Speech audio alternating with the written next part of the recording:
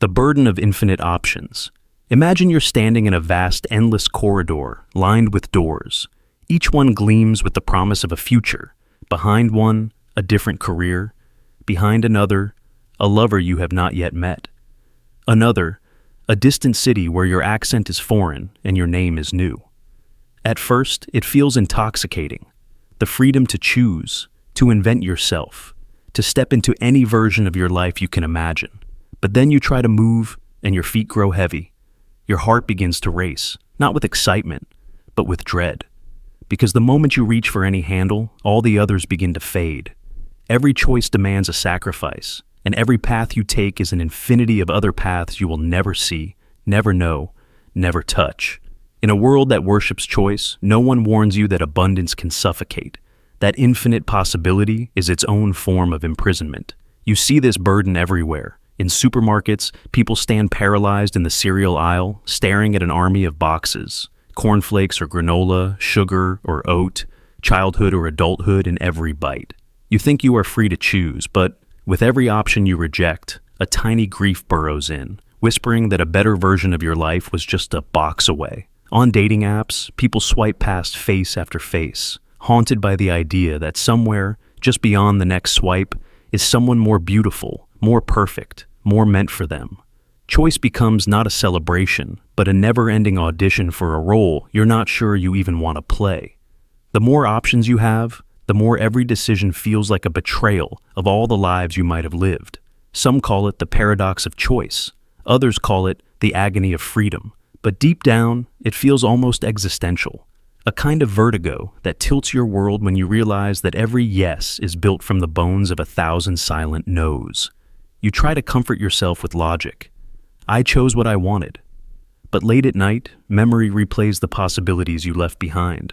What if you had moved to that city, taken that risk, loved that person, turned left instead of right on a forgotten Tuesday?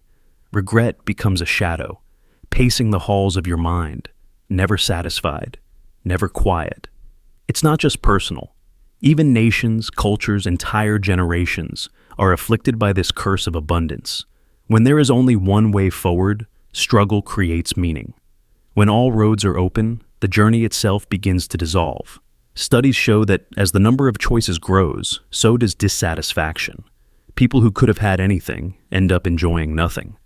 They make a choice, but wonder if it was the right one, then feel trapped by their own uncertainty.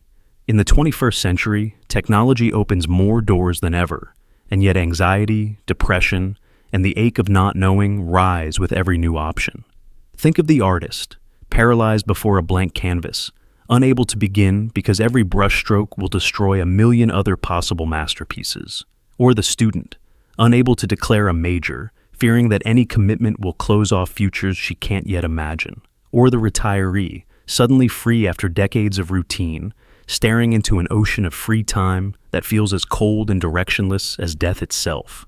We don't speak of this in polite company, the grief of the unlived life, the mourning for roads not taken. But it shapes us all, silently, insistently, dragging at the edges of our joy. Philosophers have warned of this for centuries. Sartre said we are condemned to be free, burdened with the responsibility of crafting ourselves, sentenced to infinite possibility and the terror it brings. The myth of the genie's lamp was always a warning, not a dream. What will you wish for, now that you can have anything? The true weight of freedom is not the choices themselves, but the knowledge that once you choose, the rest become ghosts, and haunt you with what might have been. But maybe this agony is not a flaw, but a feature, a strange kind of compass in a world with no maps. The ache of possibility forces us to reckon with ourselves, to ask, who are you, when no one is telling you what to want? What does it mean to be free, if freedom only multiplies your fears? In the end, every life is a series of doors, closing one after another until only one remains. The burden of infinite options is the burden of being human, of knowing that, for every moment you live, there are infinite yous unlived, stories untold, universes collapsing quietly in the dark. Yet, perhaps, inside this grief, there's a kind of grace. To choose is to live, to cut away the noise and step into your own story, knowing you can never have it all. The infinite was never meant to be tamed. It was meant to be glimpsed, cherished, and then released. What matters is not how many doors you leave unopened, but the courage with which you walk through the one in front of you and the tenderness with which you let the others go. In a world built of possibilities, freedom is not the absence of limits, but the wisdom to find meaning in the life you have chosen and to love it, precisely because it could have been otherwise. The regret of every outcome. You stand at a crossroads, the weight of choice pressing into your bones. Every path before you glimmers with promise and threat. 1,000 gardens blooming, each waiting to be watered, each whispering of a future only you could claim. But you can only step into one. Even as you choose, you feel a chill, a subtle ache. Not because you lack resolve or faith in your judgment, but because you know that with every decision, you are not only choosing what to become, you are sentencing countless other versions of yourself to silence.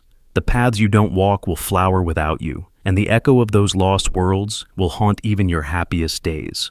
You might think regret is only for mistakes, for the times you zigged when you should have zagged, for those moments when you ignored your intuition and paid the price. But the real secret of regret is crueler. Even the perfect decision, even the best possible outcome, births a secret grief. Because our minds, so hungry for stories, keep replaying the gardens we abandoned, we wonder what fruit they might have borne, what laughter or pain, what strangers might have become friends, what small accidents might have rewritten our fate. And so, regret becomes a kind of shadow, one that stretches behind every bright step forward, no matter how right it felt in the moment. Think back to the moments you knew would change your life, the job offer you accepted, the lover you left behind, the city you moved to, the night you didn't go out and missed the chance encounter that could have rewritten your story. We tell ourselves we'll live without regret if we only think hard enough, research thoroughly, trust our gut, or follow our heart. But every choice is a fork in a road that splinters infinitely, and for every life you claim, 1,000 are lost. A young man stands in the kitchen, phone in hand, heart pounding. He's deciding whether to confess his feelings to the person he's loved for years. If he confesses, maybe he'll find joy, or maybe he'll lose the friendship he cherishes. If he stays silent, maybe he'll keep his peace. But always wonder, what if? Years later, no matter what he chose, he will feel a ghost at his side. If love blooms, regret lingers for the world where he never risked, never lost. If love is rejected, regret blooms for the world where courage might have changed everything. Consider the mother who chooses to stay home with her children, pouring her time into their growth, watching each first step, hearing every laugh and cry. Years slip by in gentle rhythm, but sometimes, late at night, she dreams of the career she set aside, the passion she never fully explored. She scrolls through the news, sees someone her age speaking on a stage, and feels a twinge, not of jealousy, but of wondering what she might have become. Her love is real. Her choices are valid. But regret still plants its seeds, watered by all the futures she refused. Or, imagine the ambitious man who climbs the ladder, achieves everything he set out to do, his name etched in glass on the office door. He provides, he wins, he is respected. Yet, as years stretch into decades, he sits alone in a quiet house and replays all the missed birthdays, the friendships that faded, the love that turned into polite conversation. Even his greatest victories are haunted by the children he barely saw grow, the laughter that became a distant echo. Regret is not only for failure, it is the inevitable price of having to choose. Even the smallest decisions carry this burden. The meal you skipped, the trip you postponed, the call you didn't return. Your mind will replay these, especially on quiet nights, as if you could somehow slip back and water those neglected gardens, see what might have bloomed.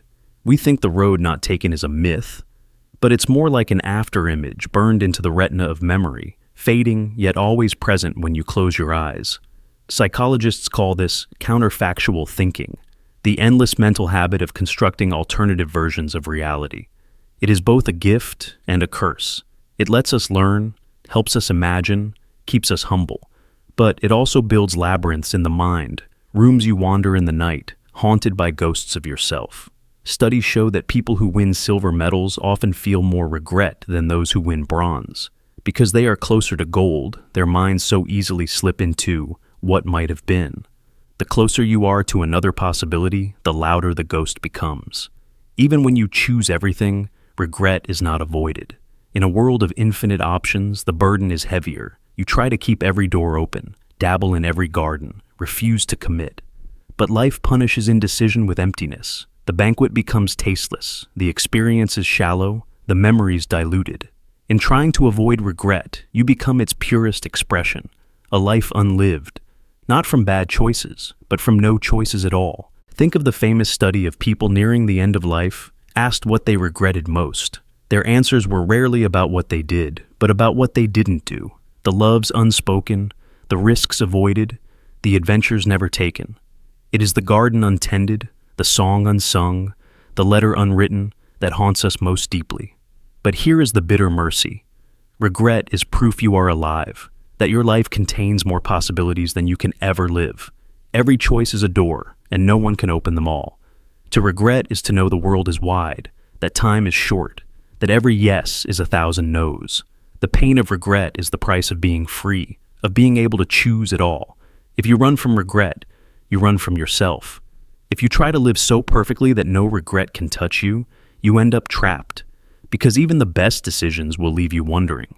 The only peace comes not from avoiding regret, but from embracing it, letting it remind you that every garden you didn't water was once within your reach, and that the beauty of your life is in the shape of the garden you chose to tend. So, stand in your garden among the flowers and thorns you have chosen, and honor the ghosts at the gate. Their whispers are a blessing and a warning. You could have lived 1,000 lives, but you have lived this one. Tend it with courage, regret, and all, and let the gardens you did not choose be proof not of your failure, but of your impossible, beautiful humanity. The mirror of unchosen lives. You live surrounded by mirrors that do not hang on any wall. They live inside you, silent and invisible, shimmering with the lives you might have lived, the choices you almost made, the doors you never opened, the words you left unspoken, the lovers you never called back, the roads you never dared to follow. You do not see these mirrors in the daylight, but at night, when you close your eyes and remember the 1,000 tiny decisions that built your days, you sometimes sense their presence. Shadows flicker at the edge of consciousness, and for a moment, you feel the chill of a life unlived, brushing against your own. Every decision is a fork in the river, a gentle split that births new streams. Some are shallow, barely a ripple, and some are deep, carving canyons in the stone of your identity. What job did you take? What city did you move to? Who did you love? And who did you leave behind? At each juncture, a version of you stepped boldly in one direction, and another faded into the mist. Yet, those ghosts do not vanish. They remain, frozen in amber, peering back at you from the glass, their eyes filled with all the possibility you surrendered for the life you now hold. You try to ignore them. You tell yourself there's only forward, that regrets are wasted energy, that the past is an ancient continent that cannot be re-inhabited. But late at night, or in the breathless silence after a failure or heartbreak, the mirror cracks and you see them, vivid and hungry, their faces hauntingly familiar and yet forever out of reach. Each one asks a silent question. Was I the better you? Was I the one who laughed more, loved harder, dared greater? You cannot answer, and the uncertainty festers. Think back to your childhood, when the future was infinite, not yet collapsed into the narrow corridor of now. You wanted to be everything at once: astronaut, painter, wanderer, scientist, poet, lover, hero, recluse. Every path seemed equally possible, the branches of the tree lush with fruit. But with every year, your choices pruned the tree until only a single bough remained beneath your feet. The other branches withered, their fruit falling unseen, feeding dreams you would never taste. Perhaps you once stood trembling at the edge of a confession, about to speak your heart to someone whose eyes held galaxies. Instead, you hesitated, swallowed your words, and let them drift away. Somewhere, a ghost of you stepped forward, risked everything, and found either love or heartbreak. That phantom lingers in your memory, more alive than the safe, silent you who survived. You see them in dreams, or in the laughter of strangers on the street, a reminder that every unspoken desire becomes a living shadow, pacing behind your every step. Or imagine the moment you chose a career, drawn by necessity or fear, turning your back on a wild, improbable ambition. Maybe you wanted to write novels or chase storms, but you signed forms, attended meetings, filed reports. In another world, a version of you did not submit, did not compromise. That version is not always happier or more successful, but they exist in the haunted gallery of your mind, painted in colors bolder than the world you occupy. They are not more real than you, but sometimes, when routine dulls your senses, their lives seem to burn with a fire you can only remember from your own faded youth. This mirror is not just about regret. It is about possibility, about the vast kaleidoscopic field of lives that orbit the one you inhabit. For every person you meet, there is another you who never met them, another story that never intertwined with theirs. For every love, a solitude; for every joy, a sadness left unexplored. If you had turned left instead of right, answered the phone instead of letting it ring, taken the job across the world instead of staying close to home, the ripples of those tiny shifts would have remade everything. The food you eat, the air you breathe, the person you become. This is the infinite labyrinth of identity, where every exit is an entrance to another forgotten possibility. Sometimes, these ghosts stare back with more life than your reality, because the mind is a cruel artist, painting unlived lives in brighter shades than the one you know intimately. Memory erases the boredom and the struggle, the long nights and the aching doubts. It leaves only the glimmer, the mirage, the perfect possibility unspoiled by truth. That is why the roads not taken shimmer so seductively in the rearview mirror, because they remain pure potential, never scarred by the disappointments that befall every path actually walked. But what if those unchosen selves also look back at you, envying the solidity of your days, the beauty of your particular heartbreaks and victories? Perhaps in their world, you are the ghost, the possibility never realized, the life they let slip away. In some cosmic sense, all of you are real, flickering in parallel, each haunted by the others. This is the unbearable poetry of human existence. We are always both the protagonist and the shadow, the dreamer and the dream deferred. You may try to silence these reflections with gratitude, with logic, with a kind of stubborn present-mindedness. You remind yourself that this life is not lesser just because others are possible. And yet, the ache persists. It is a hunger with no feast, a thirst that water cannot quench. It is the knowledge that for every joy you savor, another was left to rot in the garden of forking paths. This is not a flaw of character. It is the birthright of consciousness, to remember, to imagine, to mourn the unlived as fiercely as we celebrate the real. For it is only by seeing these spectral selves, acknowledging their loss, that we fully appreciate the fierce miracle of existence at all. You are not alone in this. Every face you pass in the street carries their own gallery of ghosts, their own mirrors full of silent, impossible lives. And so, the next time you catch your reflection, not just in the glass, but in a sudden memory, a lost hope, the eyes of a stranger, pause. Look into the mirror of unchosen lives.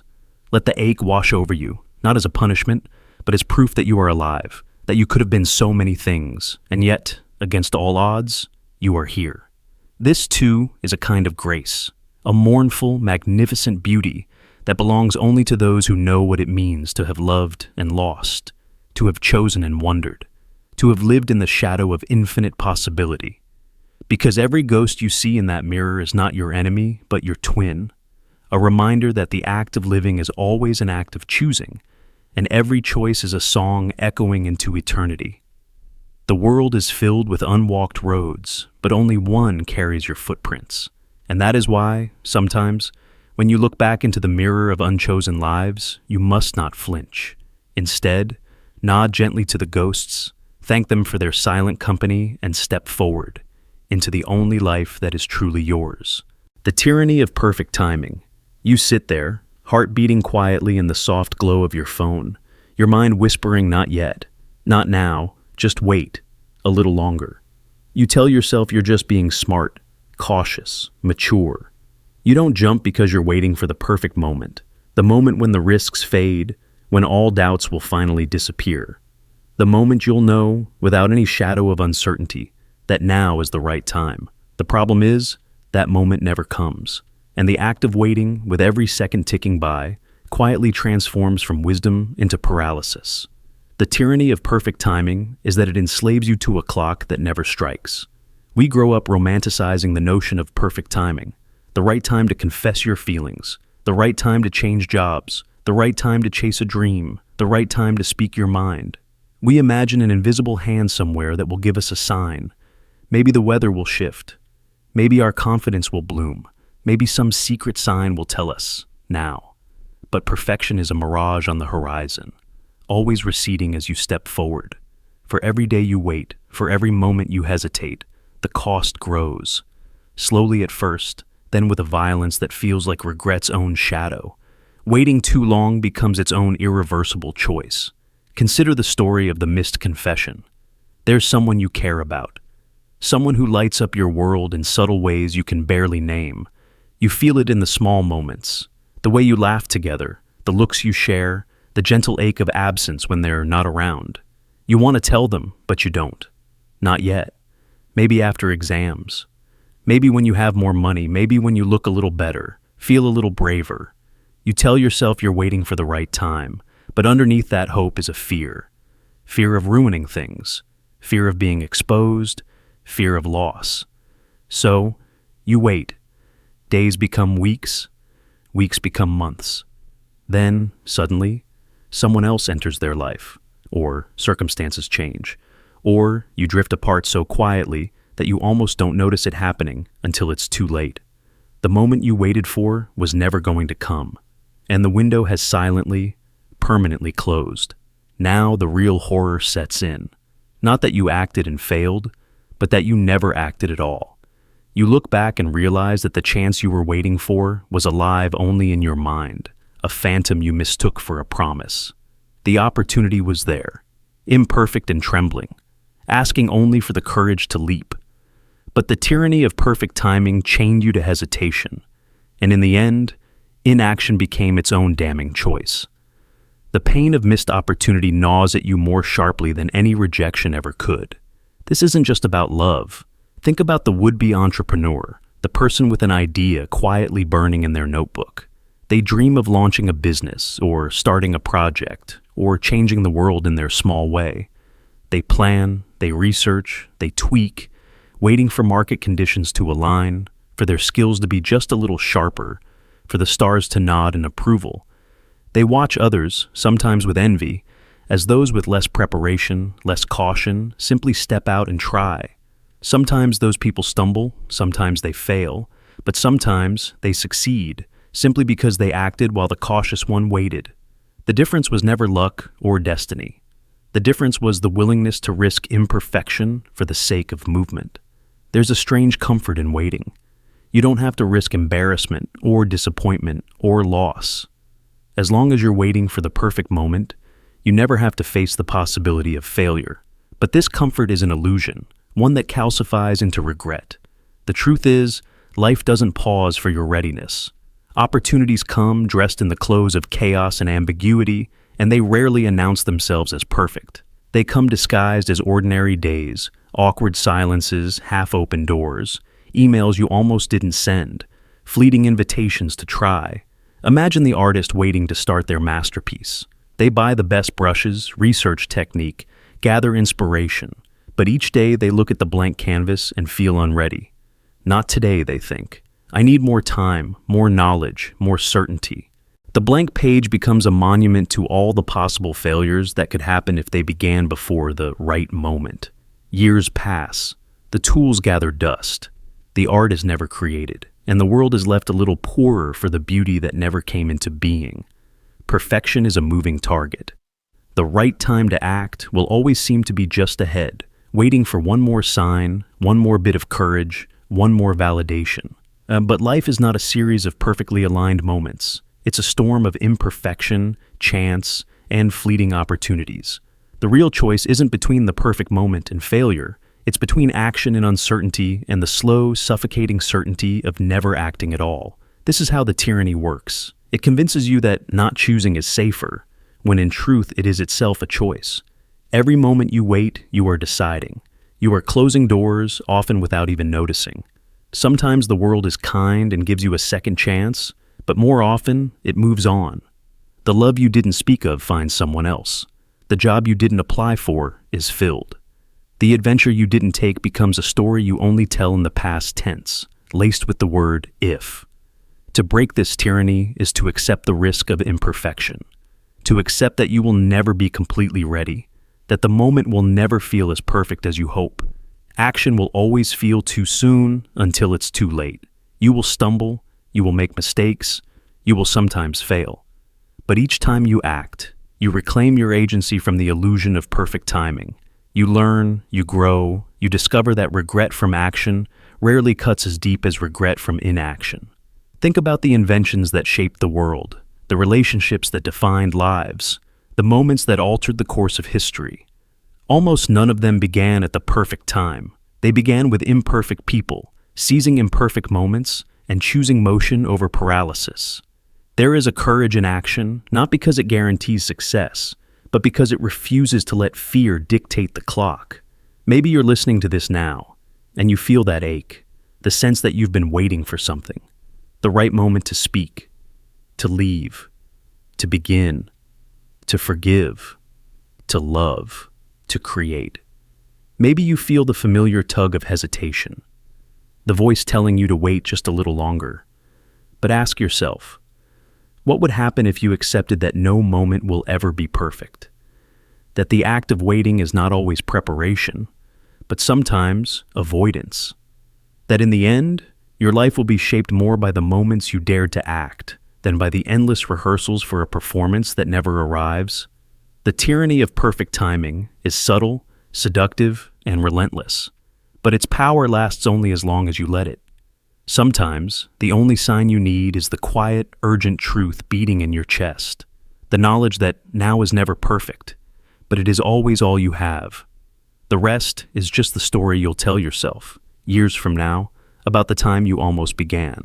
The snake eating its tail. You stand at the edge of a decision, eyes tracing the looping path of thought, back and forth, the mind biting its own tail. You know what you want, or think you do, until the moment to act. But as the tongue of intention flickers out, the world has already changed. The problem is no longer what it was. The need is no longer what it seemed.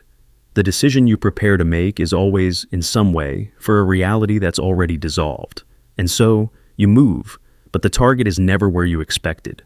It's as if you are forever chasing the ghost of a circumstance, doomed to eat the dust of your own hesitation.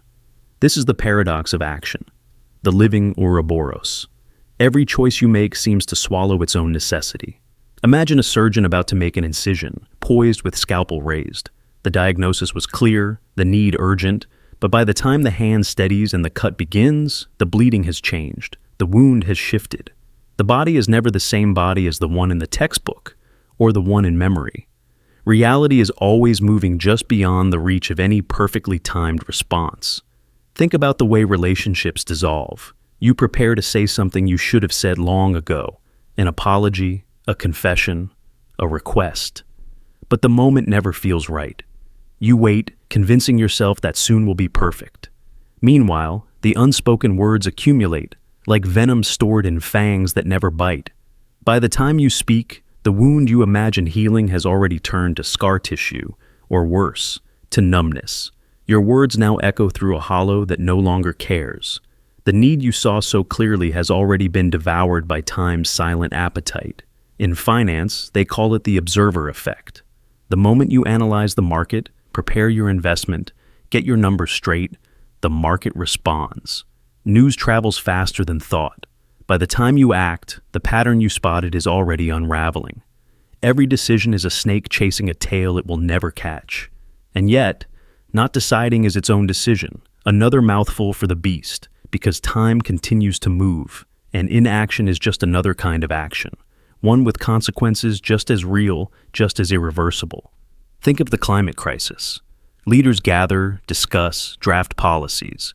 The numbers they debate are from last year. The models they use already obsolescent. The ice already melted further. The storms already stronger. By the time an agreement is reached, the world those agreements were designed to save no longer exists in quite the same way. Every resolution is a page written for a history that's already changed. And in your own life, how many times have you hesitated at a crossroads, measuring and remeasuring, until the crossroads itself faded? Maybe you waited for the right time to confess love, to ask for help, to quit the job, to take the leap. You waited for courage, for certainty, for signs. And in the waiting, the decision itself evaporated. The person you wanted to love moved on. The opportunity disappeared. The right time arrived in disguise and left unannounced. This isn't just about hesitation. It's about the impossible nature of perfect timing, the slippery substance of the present moment. We are trained to believe that decisions can be made rationally, with all data in hand, that we can freeze time, pause the world, weigh every angle, and then act with precision. But life isn't a machine. The present moment is a current, not a dock.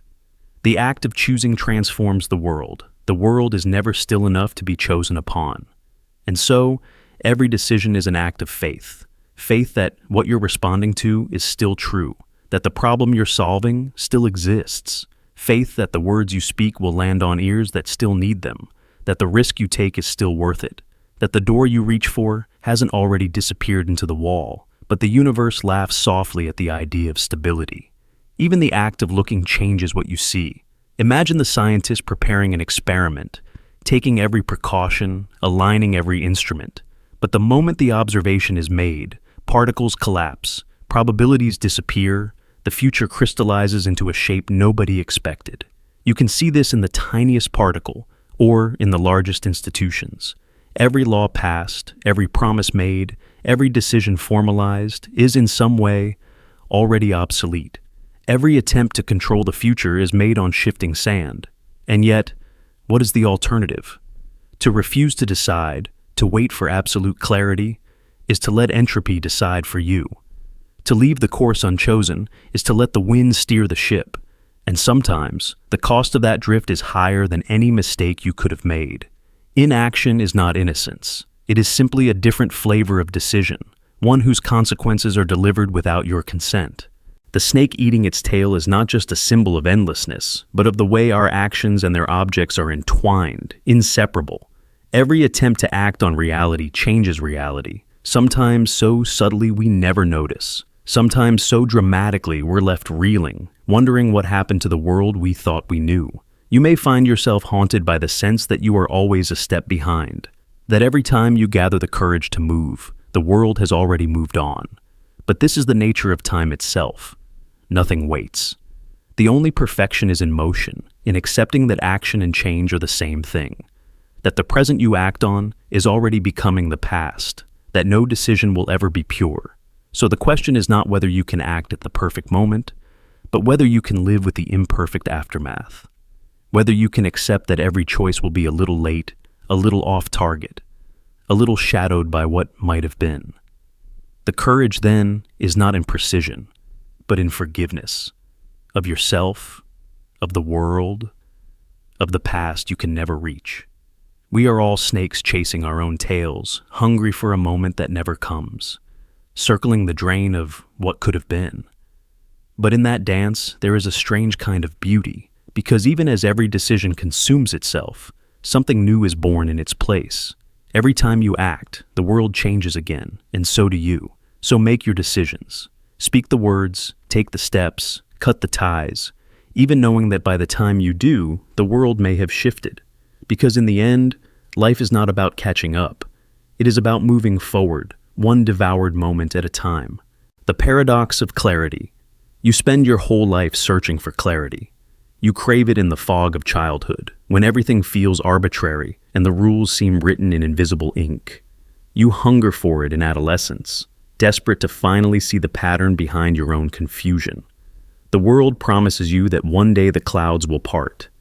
The answers will reveal themselves, and all will become simple. We worship the idea of clarity as if it's sunlight that will burn away our doubts and illuminate the hidden road ahead. But no one warns you what happens when you finally get what you wish for. Clarity, when it comes, is nothing like the fairy tale. It is not gentle, not reassuring. It doesn't bring comfort, only precision. Every possible outcome now stands before you, lit up in agonizing detail. Every door, every consequence, every joy and disaster, all mapped out like a maze you must navigate with no excuses left. The unknown is terrifying, yes, but ambiguity has a softness, a mercy. When you don't know what you're losing, you can pretend it doesn't matter. But clarity is merciless. It rips away your alibis. You see everything you stand to lose, every wound your choices could carve, every regret that could set in like rot. Knowledge sharpens the blade of indecision. When all the cards are face up on the table, your next move becomes a kind of reckoning.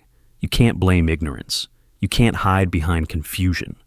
You can only tremble as the possibilities solidify into realities, each one as vivid and irretrievable as the last. You thought that seeing clearly would make you brave, but instead, you find yourself paralyzed, pinned like an insect beneath the lens of your own understanding. When you finally know what's at stake, every step forward feels like walking out onto a high wire stretched above 1,000 fathoms of what if. Think of the moments in your life when everything finally made sense, when the puzzle pieces clicked together. Maybe you realized, at last, why someone left, or why you kept making the same mistake, or what you truly want. There is a brief rush, a clarity high, but then comes the drop, the chilling recognition that clarity brings no comfort, only a more exact pain. When you know exactly how to fix your life, you lose the right to drift. When you see the truth about someone, you can never unsee it, and you must act, or accept the cost of pretending. The burden of ignorance is heavy, but the burden of clarity is a sword pressed to your throat, whispering, "Now that you know, what will you do?" Sometimes, this paradox turns everyday decisions into battles. You stand in the hallway, aware of all the reasons to leave and all the reasons to stay. You count them, measure them, feel them in your bones. You see how each option will unfold, who it will hurt, what it will cost, how it will echo across years. Clarity makes the stakes real, the risks precise. No more vague anxieties to blame, only knowledge, exact and unavoidable. And so, you freeze, unable to move because you can't claim innocence anymore. The clearer you see, the harder it becomes to step forward, because now you know how much you're gambling and what you stand to lose. This paradox infects our deepest moments. The person who finally understands their passion is also the one who fears failing at it the most, because they can no longer pretend they didn't care. The lover who realizes what's truly at stake in a relationship knows precisely how heartbreak will shatter them. And so, hesitation grows in the space where innocence once lived. Even nations are shaped by this tension. The more we know about the world, the harder it becomes to make decisions, because we see every unintended consequence, every potential disaster, and clarity turns courage into caution. You see it in the eyes of those who have survived tragedy. Clarity of what went wrong. Clarity of the cost, clarity of the choices that led to this point. Some people call this wisdom, but often it is a wound that never heals. The more you know, the less you can deny your own role in the story. There is no shelter left in confusion, only the cold air of awareness. You become a prisoner, not of confusion, but of knowing too much. Even science suffers from the paradox of clarity. Every answer breeds 100 new questions, and every discovery deepens the mystery. The closer you get to understanding reality, the sharper your awareness of how little control you really have. When you finally see the boundaries, you also see the prison bars. Knowledge expands, but so does the sense of helplessness in the face of the infinite complexity now laid bare. We live in a time obsessed with self-awareness, with transparency, with seeing things as they really are. Yet we rarely speak of the terror that follows when our illusions finally die. Clarity doesn't liberate, it convicts. The world is full of people who know exactly what is wrong, and exactly what to do about it, and yet they do nothing because the responsibility is too heavy to bear. But there is also a strange kind of redemption in this suffering. Clarity, with all its sharpness, is also the gateway to true agency. It hurts, yes, but pain is the sign that you are awake. When you finally know the truth, you are finally able to choose, not as a child lashing out in the dark, but as someone who has seen both the monsters and the beauty for what they really are. The paradox remains. Knowledge multiplies fear, but it is also the only antidote to the softer poison of regret. So what do you do when you can no longer claim you didn't know? When the light you prayed for burns your eyes instead of warming your skin? Maybe you forgive yourself for trembling on the edge, for hesitating at the crossroads, for fearing the knife edge of your own choices. Maybe you accept that clarity is not the end of doubt, but the beginning of a deeper, quieter courage, the kind that moves not because the path is safe, but because the path is true. In the end, clarity is not about making fear disappear, but about learning to live and act inside the places where knowledge and terror collide, to know, to choose, to live anyway. This is the hardest wisdom of all, the oracle's trap. Imagine a moment in your life when someone tells you what will happen before it does. A prophecy, a prediction, a glimpse into the timeline ahead. At first, it feels like a gift, an answer to the unknown, a light in the fog of possibility. But the second you hear that prophecy, something inside you changes. Suddenly, every breath, every step, every fleeting thought becomes entangled with the question, is this how I fulfill my destiny, or is this how I escape it? The oracle's trap is not the truth itself, but the shadow it casts over every choice you make after. Most of us walk through life under the gentle tyranny of possibility. Before a future is spoken, all options are open, and the path ahead feels like soft clay, ready to be shaped by our will. But the moment a future is described, even by a stranger, a horoscope, a test result, or a single line in a fortune cookie, it becomes an axis. It becomes a fixed point you orbit, sometimes desperately, sometimes defiantly, always aware that your actions are now under the weight of expectation. Think of a parent who hears a teacher say, "Your child has a gift for music." What began as a casual observation becomes a prophecy in the parent's mind. Suddenly, every piano lesson, every missed note, every tear at practice is measured against this invisible standard. The child's entire life is subtly bent by that expectation, whether they know it or not. Are they fulfilling their destiny or rebelling against it? The prophecy creates its own gravity, and neither the parent nor the child can ever be sure who is guiding whom. Or imagine the ominous diagnosis. A doctor quietly mentions that a certain disease may run in the family, and suddenly, every ache, every cough, every sleepless night becomes an omen. You start to see your life through the lens of that possibility. The future you hadn't considered is now always lurking, just out of sight. Even if you do everything right, even if you outrun the odds, the specter remains. Did you escape, or were you simply not meant for that story? Think of relationships, of love and heartbreak. Someone tells you, you two are perfect for each other, or it'll never last. Now, every argument becomes a test of fate, every moment of happiness, a confirmation or a challenge. The words linger, coloring the way you see each other, the way you remember every milestone and every mistake. The prediction worms its way into the soil of your shared life, invisible but powerful. Are you fulfilling love's prophecy, or are you resisting a doomed fate? The oracle's trap is that you never really know. The seed of prediction grows roots in both directions, toward hope and toward fear. Psychologists call this the self-fulfilling prophecy. When you expect something, you unconsciously steer toward it. Your choices shift. Your confidence wavers or soars. Your perception tightens to notice every sign that the prophecy is coming true. Students labeled as gifted often perform better, not because of the label's truth, but because belief changes behavior. On the other hand, a person told, "You're likely to fail," may internalize defeat before the test has even begun. The trap deepens when the prophecy is vague. A fortune teller says, "Beware a betrayal from someone close." Suddenly, every conversation with a friend is under scrutiny, every innocent moment viewed through the keyhole of suspicion.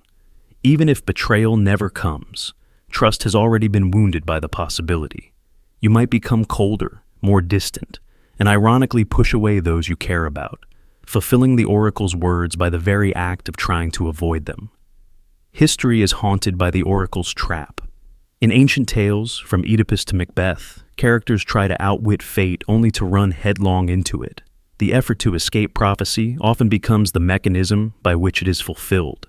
Oedipus flees his homeland to avoid killing his father and marrying his mother, unaware that his true parents are elsewhere. Macbeth, told he will be king, acts to make it happen, and in doing so, dooms himself. The trap is not in the future itself, but in the mind's obsession with it. Once you hear a possible future, you cannot unknow it. You become a participant in its unfolding, whether you rebel or comply. But it isn't just in myths. The same dynamic plays out quietly in ordinary lives.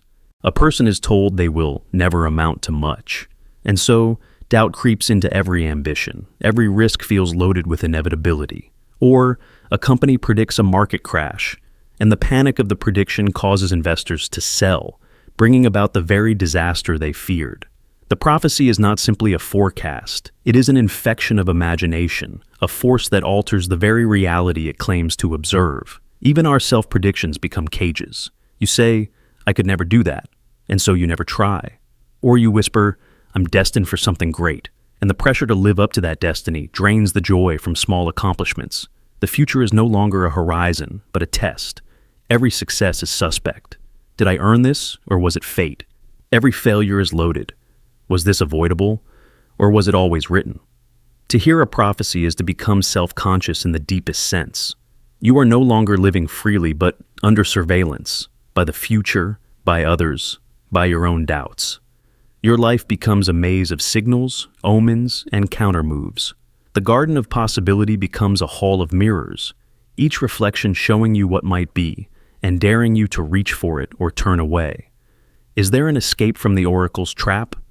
Perhaps not entirely. Once an idea is planted, it grows, but you can refuse to let the prophecy make you its servant. You can notice when the prediction is shaping your choices, when the fear or hope of a certain future is bending your will. You can reclaim the present moment, not by pretending the future is unwritten, but by remembering that it is written only in sand, not stone. In the end, the oracle's trap is simply this: the knowledge that your future is not only ahead of you, but beside you, behind you, within you. Every prediction, every prophecy, is a reminder that your life is shaped not only by what you do, but by what you believe is possible. The trap is real, but so is your freedom, the freedom to choose, to change, to surprise yourself and the world, to hear the future, and then bravely to step beyond it. The freedom that paralyzes, you imagine it often, the fantasy of absolute freedom. No one telling you where to go, no rules to obey, no map to follow. Limitless options, endless horizon, and the heady thrill of being the master of your fate. The day finally comes when the doors fall away, and you step out into that perfect openness. No obligations, no boundaries, just you and the world, waiting. You take your first breath as a sovereign being, expecting euphoria. Instead, you feel something you never prepared for: the heavy ache of uncertainty, the creeping shadow of doubt. You stand alone in a vast field, so wide and endless that even the sky feels lost above it. There are no signs to point the way, no familiar paths to reassure you, not even a distant shape on the horizon to break the monotony. At first, this emptiness looks like promise. Every direction is open, every choice available. But then, the absence of boundaries becomes a silent weight. Suddenly, the infinite possibilities do not feel like freedom at all. They feel like a question you can't answer. They feel like a prison built out of choices you are terrified to make. You take a step, then hesitate. With no guide, how do you know which way is right? Every direction feels both urgent and arbitrary. Every potential future shimmering with both hope and regret. You realize that freedom, at its most pure, comes with a cost. It robs you of certainty, of structure, of meaning. The safety of limitation is gone. There is no one to blame, nowhere to hide, nothing to reassure you that what you're doing matters at all. This is the paradox. The more choices you have, the harder it becomes to choose. The burden of limitless freedom is not the weight of chains, but the weight of endless open doors. Each one promises a different life, but by stepping through one, you seal off all the others forever. The ground beneath you does not give way, but the sky above you grows heavy. You long for a sign, for a rule, for someone to say, "This is your path." But there is only you, and the ache of infinite possibility. Imagine the simple pleasure of being told what to do. As a child, your world was shaped by fences and bedtime and the soothing voice of authority.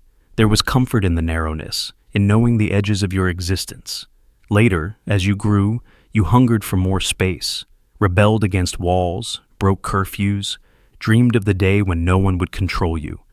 You thought freedom was the ultimate gift, but you never saw the shadow trailing behind it, the burden of having to choose over and over, with no one to catch you if you fall. Consider the paradox of the modern world. where almost anything is possible. You can study any subject, live in any city, love any person, wear any identity. You have more options than any human in history, and yet you feel more lost, more anxious, more paralyzed. You swipe endlessly through profiles, scroll past infinite careers, hesitate at every crossroad. Each new option is both a blessing and a curse, another chance to fail, another life you will never live. The world promised you everything, and in return, it took away your ability to know what you truly want. In the field of freedom, you become a wanderer. The voice inside you splits into 1,000 competing desires. Go left, one part says. No, go right, says another. Stay still, you'll make a mistake, whispers the voice of fear. You stand there, motionless as the hours pass and the sun begins to sink. The grass at your feet is trampled in circles. In the distance, you see faint footprints, ghosts of other selves who made different choices, wandered down other paths, disappeared into other stories. Each of them is a reminder of the life you might have lived, if only you had chosen differently. Sometimes, you envy those who have no choice at all, the captive, the bound, the ones whose lives are narrowed by necessity. Their paths are straight, their suffering familiar, their questions simple. There is a strange comfort in being told, this is your purpose, this is your duty, this is who you are. To be free of freedom, even for a moment, feels like relief. A weight lifted, a burden set down. But you are not them. You are the one who stands in the open, the one who must choose, the one who must live with the consequences of your own uncertain will. This paralysis is not a flaw. It is the natural cost of selfhood. To be conscious is to suffer the agony of ambiguity. The ancient philosophers called this the dizziness of freedom, the vertigo that comes when the world opens up, and you realize there is no one to save you from your own choices.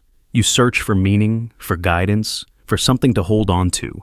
But the truth is simple and brutal. In a world without limits, you must invent your own reasons to move, your own answers to the question, what matters? Some cope by shrinking their world, by building routines, following rituals, embracing identities that feel safe and familiar. Others seek external masters, lovers, leaders, gods, systems. Anything to ease the loneliness of decision. But the field remains always, just beyond the edges of comfort. You can ignore it for a while, but it never disappears. It waits for you, as patient as time, as silent as an empty sky. Occasionally, you break through. You accept that there are no signs, no guarantees, no secret wisdom waiting in the grass. You make a choice, not because it is right, but because it is yours. You step forward, trembling, and let the weight of possibility rest on your shoulders. The field does not shrink, but your fear becomes smaller. You realize that meaning is not found, but created. That freedom is not a gift, but a challenge. And that the only way to escape the paralysis is to move, to act, to leave footprints that will one day comfort another wanderer lost in the same field. You look back and see the paths you might have taken, the lives you might have lived.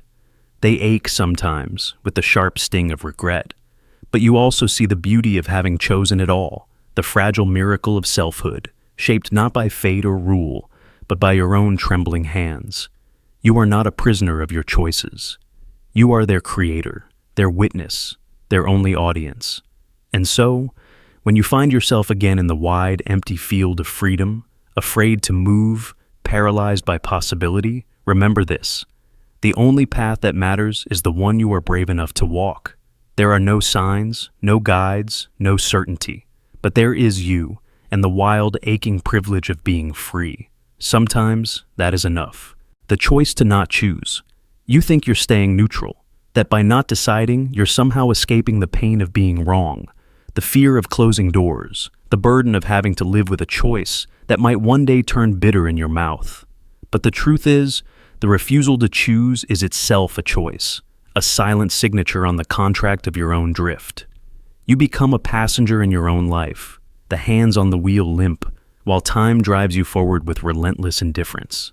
Every fork in the road that you pass without turning isn't just a missed opportunity. It's an invisible commitment to the path of inertia, a quiet surrender to the undertow of circumstances.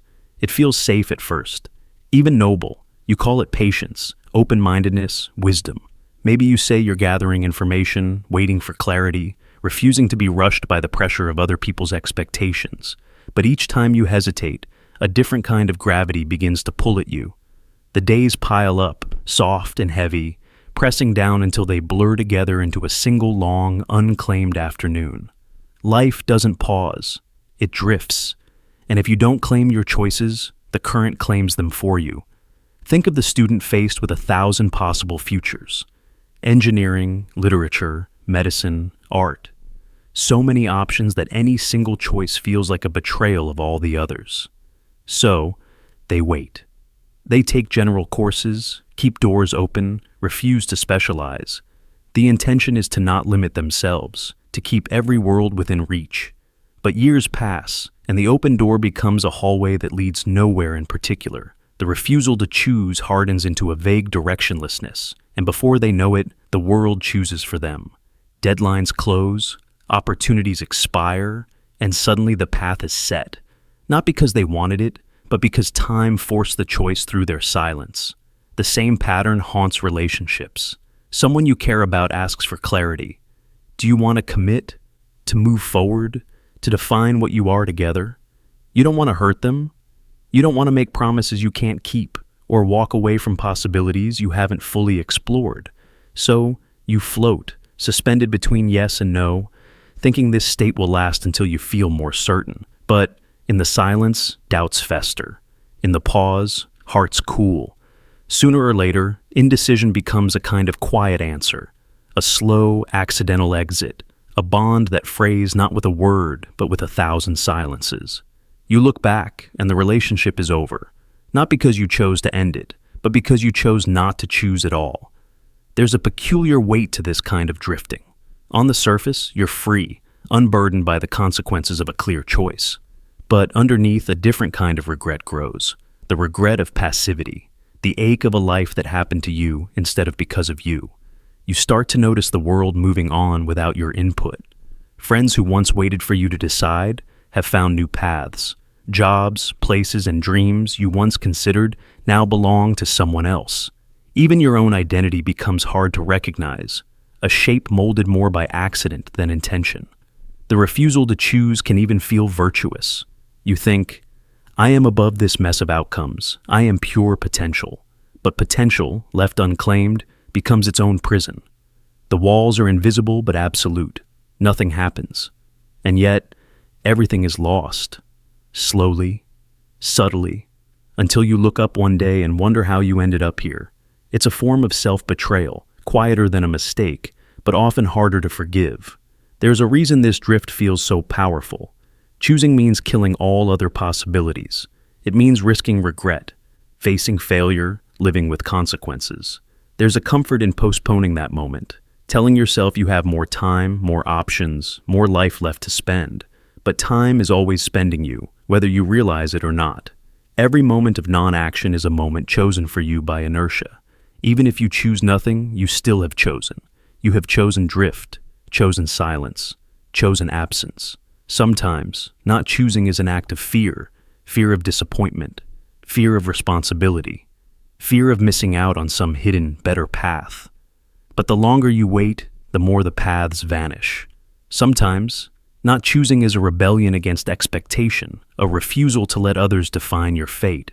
But even this is a choice to let your life be defined by resistance rather than direction. Picture the person who stays at a job they don't love but doesn't leave. Each day they tell themselves, tomorrow I'll decide. But tomorrow becomes a pattern, a rhythm, that dulls the senses and eats away at possibility.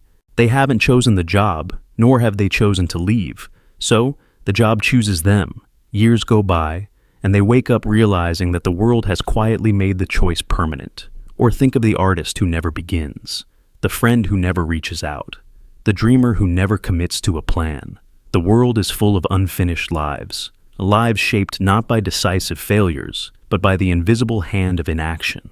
The regret that haunts isn't just for the choices made, but for all the ones left unmade, each a ghostly path you could have taken, each a silent witness to your own drifting. To claim your life, you must claim your choices, even the hard ones, even the ones that might lead to pain. To not choose is to let life happen without you, to become a background character in your own story.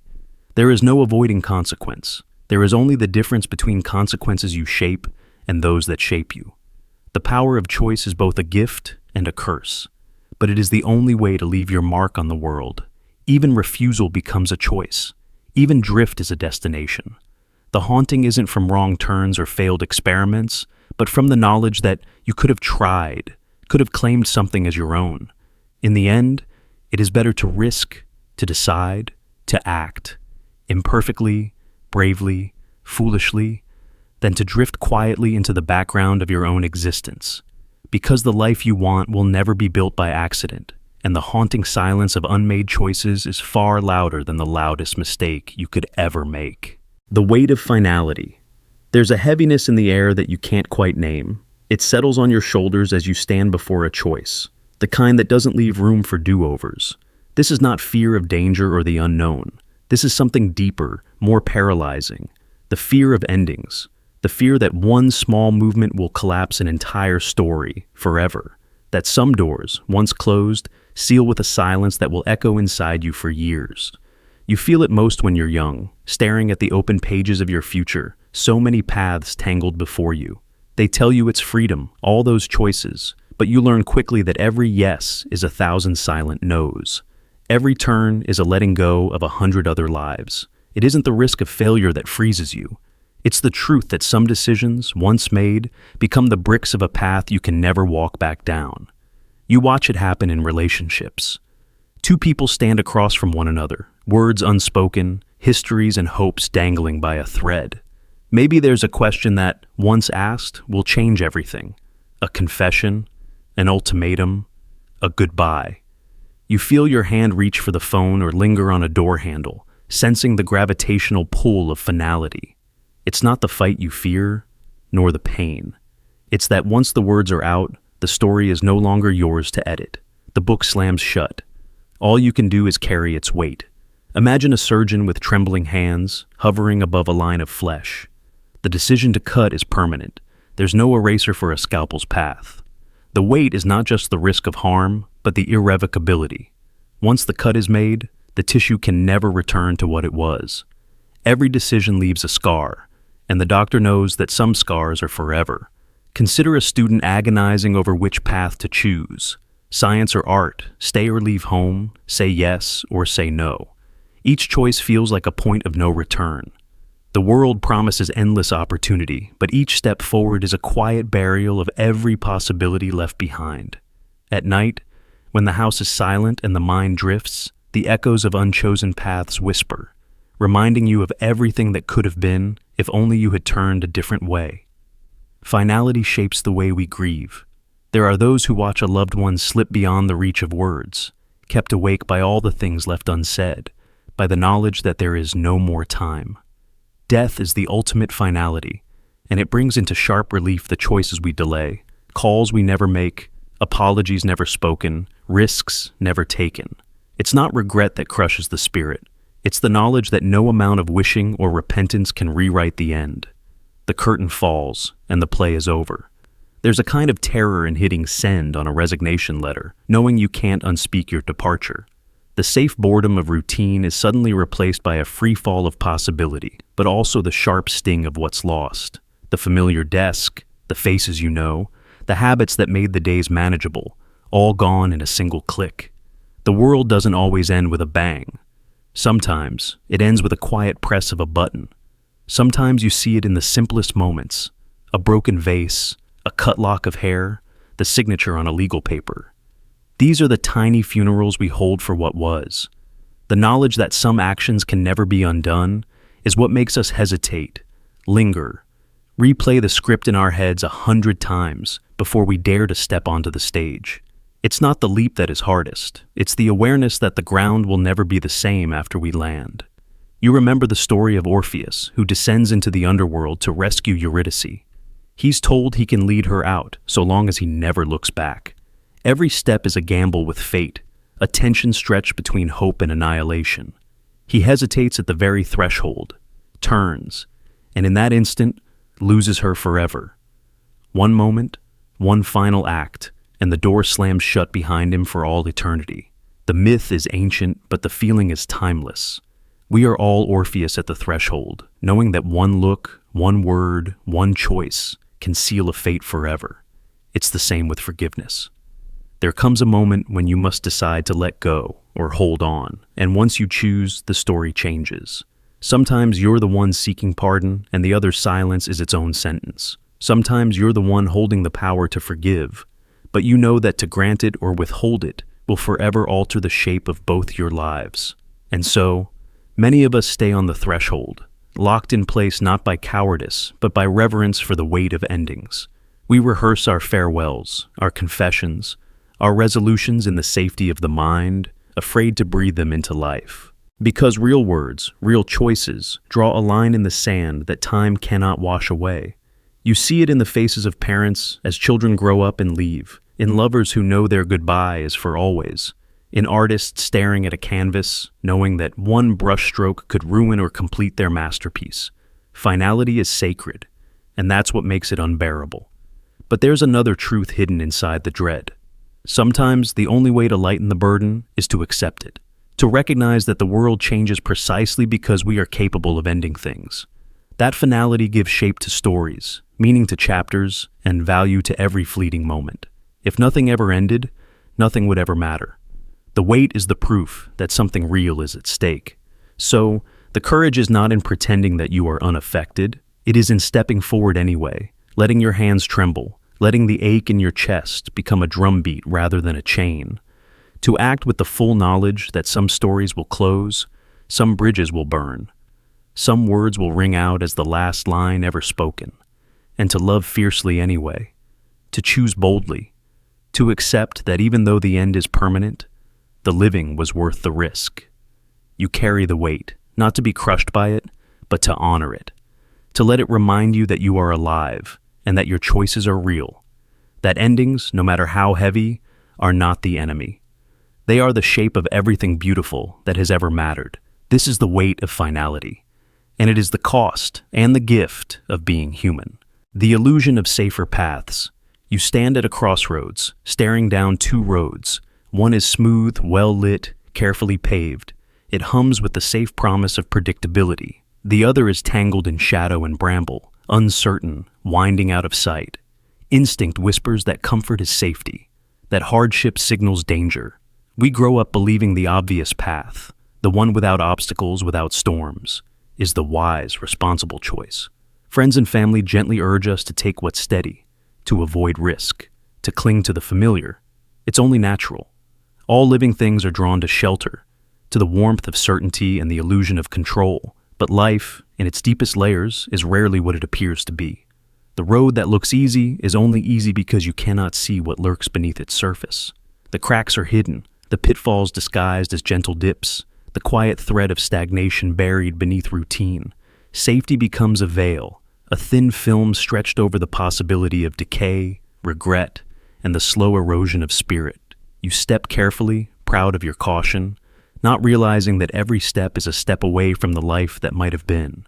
You stay in jobs that suffocate you, in relationships that dull you, in places where the colors fade year by year, just because they are familiar, just because they don't hurt. At least, not in ways you can name. We're conditioned to fear the unknown, but the truth is that the familiar can be just as deadly. It's a softer kind of danger, the sort that slips in unnoticed, stealing your years in gentle increments. You don't wake up one morning and realize you've lost yourself. It happens slowly as you trade one dream after another for the next best thing, for good enough, for at least it's safe. You convince yourself that the hard choice, the risky leap, the dangerous road, is reckless. You listen to the inner voice that says, stay, wait, don't rock the boat. But somewhere beneath all the noise, you sense another truth, that the hardest path might be the only one that can transform you. Think of all the stories you've ever heard that mattered, the legends, the myths, the biographies of those who changed the world. None of them walked the easy road. Their journeys were marked by terror and loss, by moments when everything seemed impossible, by doors that slammed in their faces and nights spent wandering in the dark. The easy path never made history. It never forged character. It never demanded the kind of courage that leaves you changed. The safe road is seductive precisely because it asks nothing of you except endurance. But transformation, real transformation, asks for everything. It requires you to walk through fire, to risk humiliation, to give up the comforting lies you've wrapped around your life. Sometimes, the path that looks easy is a trap. It leads you in circles, convincing you that you are making progress when you are only running laps around your old fears.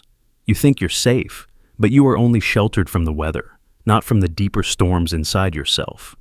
The riskier path, the one that twists through the unknown, is terrifying because it forces you to confront everything you don't understand about yourself. It exposes your weaknesses, your hidden hopes, your buried pain. But only there, in the wild, do you discover the resources you never knew you had. The muscles of resilience, of passion, of wild, stubborn hope are only built by struggle. Sometimes, it takes years to realize you have been sleepwalking down the so-called safe path. The realization comes suddenly, as a crisis or a quiet, unbearable emptiness. You wake up and see the cost of caution, not just in missed opportunities, but in the parts of yourself that withered without challenge. Regret is rarely about the things we tried and failed at. It is about the things we never dared to try, the moments we betrayed ourselves for comfort, the people we could have become, but were too afraid to meet. But transformation is not a one-time event. It is a choice, made again and again, to step off the safe road and into the unknown. It is the willingness to be lost, to be broken, to risk everything for the chance to become something new. The hardest choice is rarely the obvious one. It is the one that threatens to undo your certainties, to leave you exposed and vulnerable. And yet, over and over, people who have walked the dangerous road look back and say, it was worth it. Not because it was easy, but because it stripped away everything false and revealed the core of who they really were. The illusion of safer paths is everywhere, in careers, in love, in the stories we tell ourselves about what matters. We convince ourselves that pain is the enemy, that difficulty means we are doing something wrong.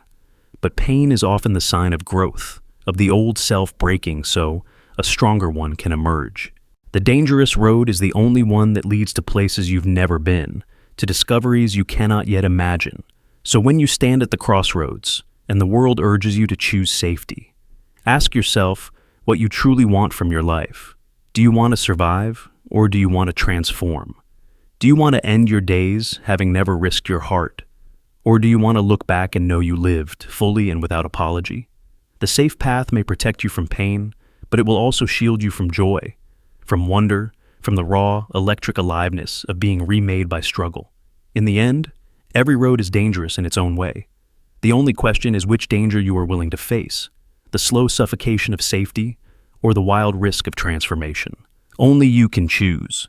But remember, the hardest choice, the one that frightens you most, might just be the only one that can set you free. The comfort of delusion. Somewhere in the soft light of an ordinary morning, you make a choice so small it barely registers. A snoozed alarm, an email left unanswered, a gentle lie told to avoid conflict. It slips by, frictionless, disappearing into the sediment of your daily life. You convince yourself it's nothing, harmless, insignificant. The world doesn't shift. The sky stays blue. The foundations of your life feel solid, unchanged. You breathe easier because you have just convinced yourself of the oldest comfort in human history, that the little things don't matter, that the story of your life is written only in bold lines, never in the soft graphite of tiny decisions. But reality is never so forgiving. You move through your day, week, year, each moment a pebble tossed quietly into the vast pond of existence. What you do not see, cannot feel, is how every action sends a ripple out across the water. Invisible at first, absorbed into the noise of life. Yet, as the minutes pile into months and the months calcify into years, those ripples return, magnified, multiplied, sometimes as a tidal wave that remakes everything you thought was safe. We are experts at talking ourselves into safety. The human mind is an artist at painting over cracks, rationalizing shortcuts, telling stories that soothe. This doesn't count, we say. I'll fix it later. We cheat on a diet for one meal, thinking our body won't notice. We neglect a friend's message, certain our silence won't be felt. We procrastinate on a dream, telling ourselves tomorrow is just as good as today. Delusion here is not ignorance. It is a comfort blanket we willingly wrap around ourselves, a choice to believe that consequences are for other people or for another day. But the universe keeps a perfect ledger, recording every cause and effect, no matter how small. The butterfly effect is not just a scientific metaphor, it's the law of human experience. One missed call becomes a friendship that slowly withers. One unspoken truth becomes a marriage that sours into silent resentment. A single white lie becomes a knot that tangled every conversation afterward, warping trust at the roots. The comfort of delusion is a shield made of paper. It works until it doesn't. And when it fails spectacularly.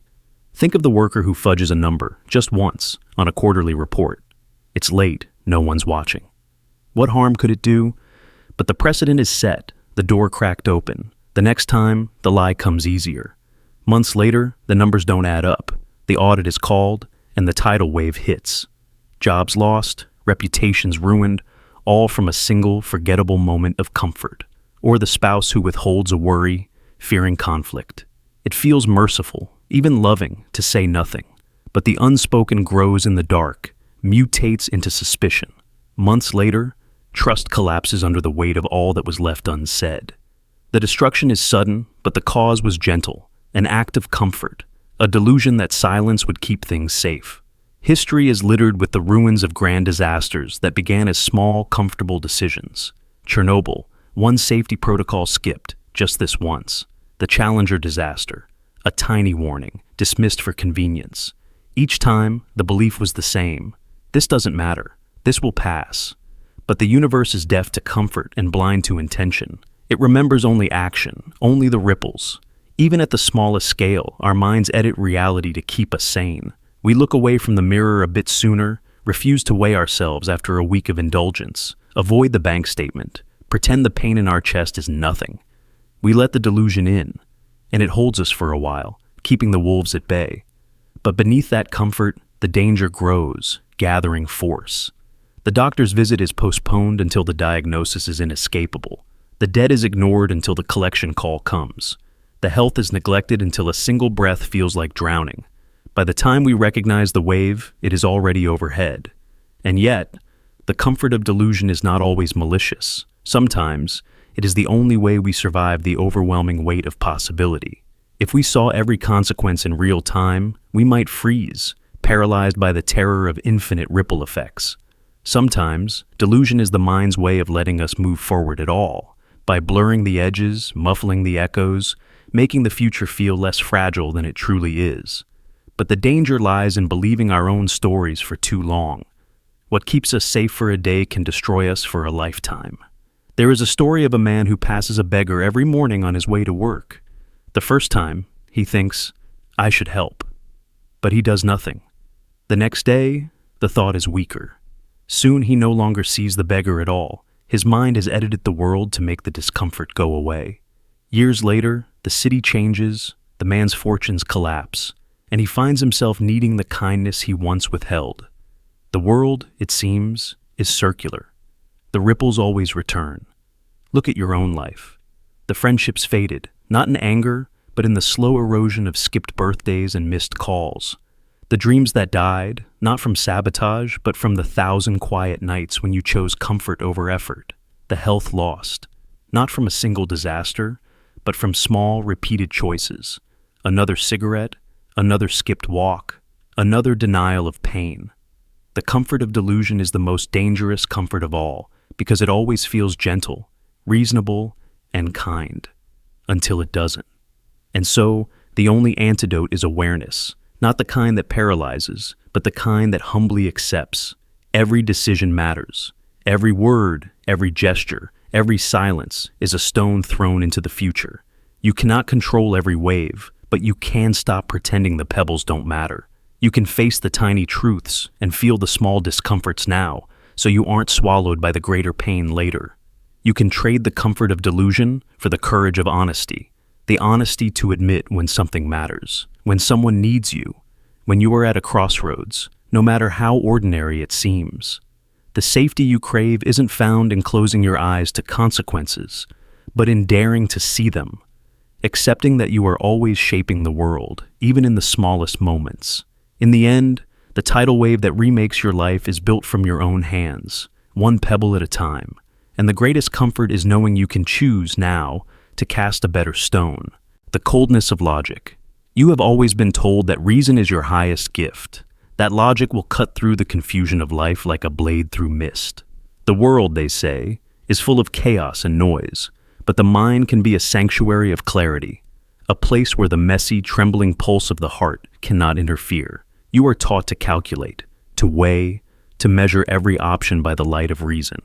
Make a list of pros and cons, add up the numbers, find the answer that cannot be denied. There is a comfort in logic's chill.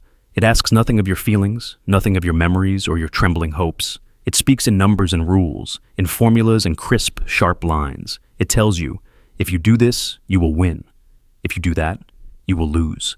It whispers. All else is distraction, noise, the dangerous static of emotion. Pure logic is the mathematician's paradise, the chess master's refuge, the computer's code. There are no gray areas, only right and wrong, efficient and wasteful, correct and foolish. One day you find yourself faced with a choice. It may be as small as a career move, as profound as whom to love or where to live. You want certainty, so you turn to reason. You make your lists, crunch the numbers, create models and scenarios. Logic tells you which job pays more, which city has better statistics, which partner is most compatible on paper. The answer is obvious. A shining star at the end of your rational calculations. You step toward it, feeling proud, safe, mature. But then, a strange thing happens. Instead of satisfaction, you feel an icy draft drifting through your chest. There is no warmth in this certainty, no thrill in this perfection. You have chosen the right answer, but it tastes of ash. You look around and realize that, in stripping away every irrational impulse, every inconvenient longing, you have made a sterile world for yourself. A world that is clean but barren. Your heart shivers in the cold, perfect emptiness of your own design. You tell yourself you have been wise. You repeat that logic is always right. But in the lonely hours, you begin to question. Why does your chest ache? Why do the days blur into one another, numb and gray? Why does the flawless path you chose feel so lifeless? You remember the moments you dismissed, the spontaneous laughter you stifled, the reckless adventure you turned down, the face you loved but could not justify. All the things that could not be measured, could not be proved, could not be predicted. You told yourself they were dangerous. Now you realize they were also alive. The coldness of logic is not just a metaphor. It is a lived experience. It is waking up in a beautiful house, bought with perfect efficiency, but missing the feeling of home. It is sitting across from a partner who looks ideal on paper, but with whom every conversation is a chess match rather than a dance. It is walking through a life that makes sense in every way, but never once makes your heart race.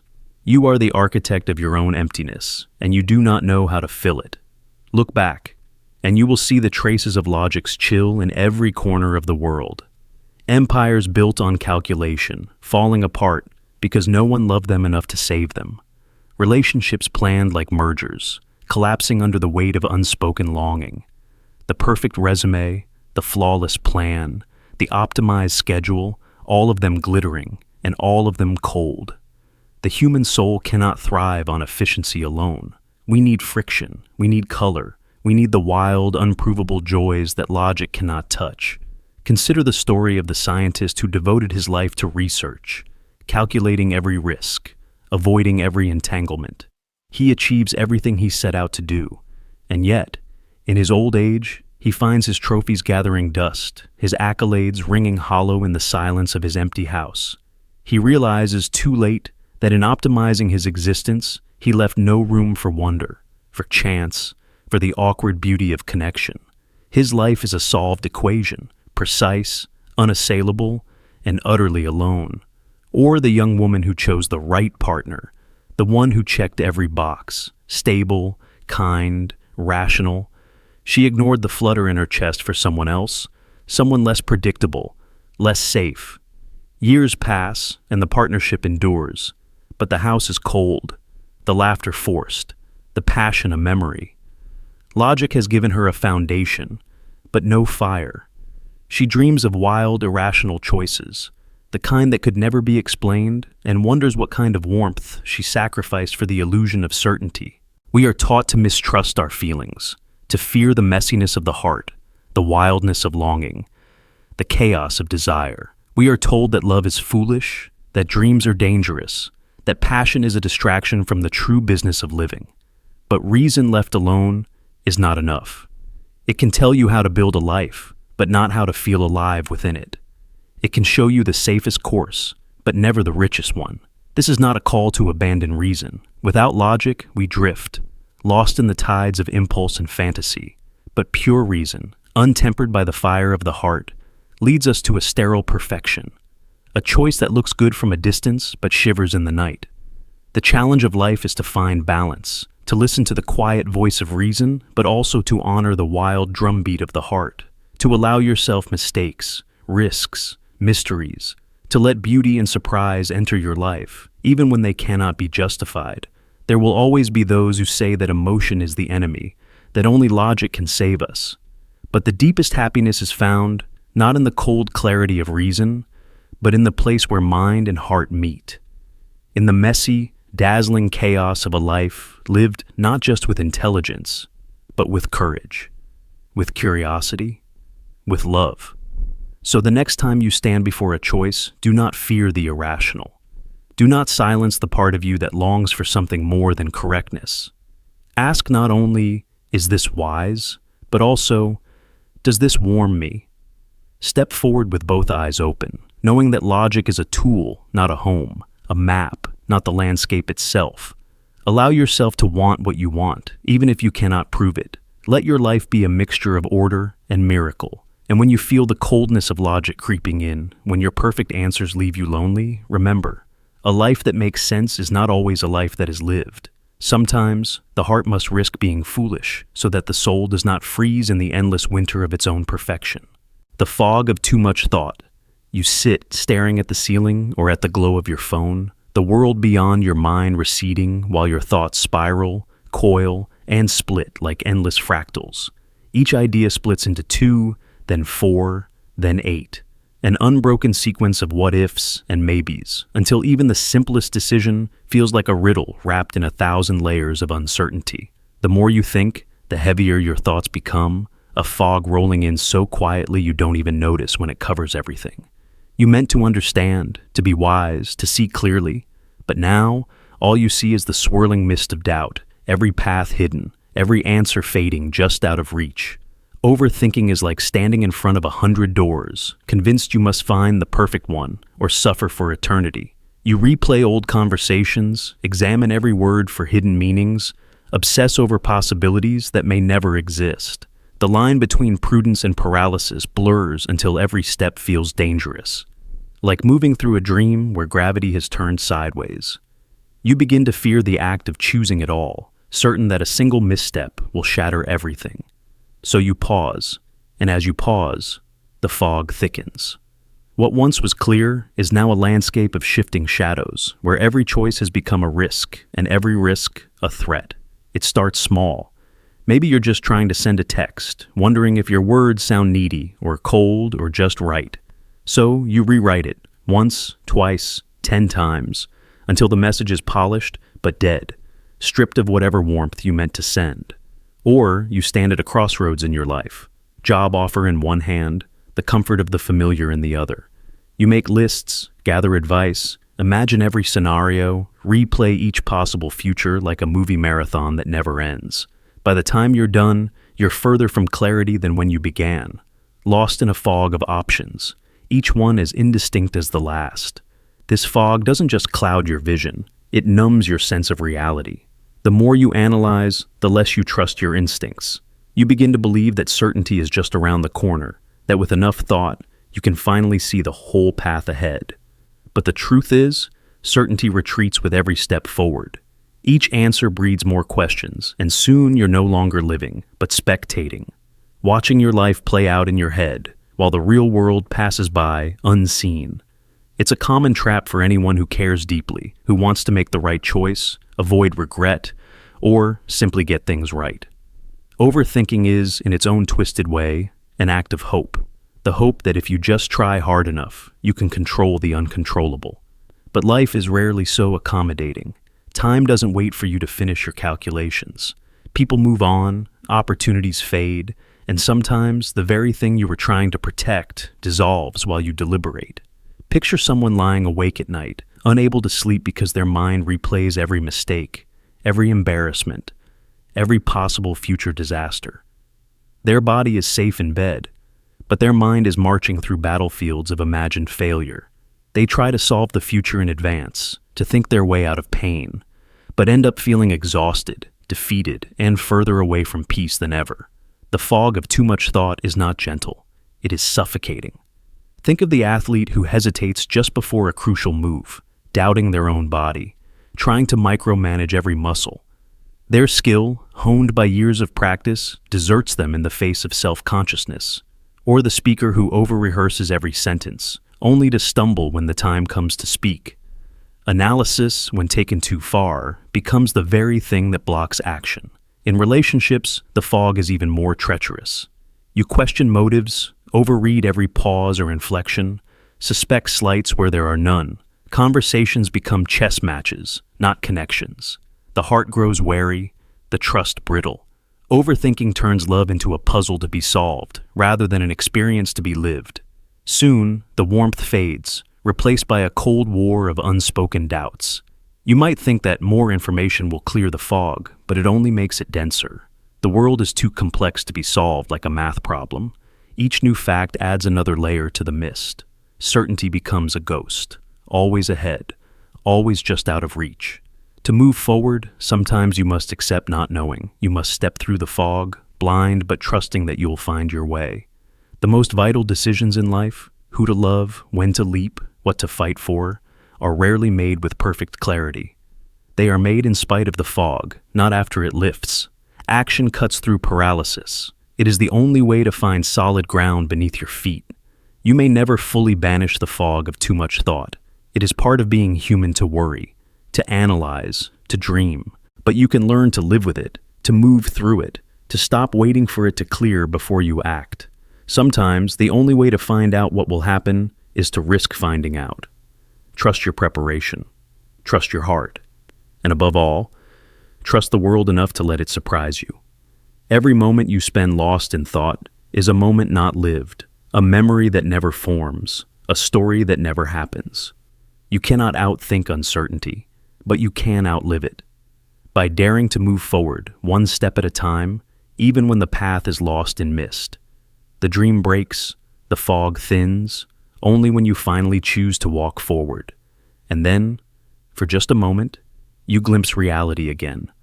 The world waiting for you to join it. The trap of reversible decisions.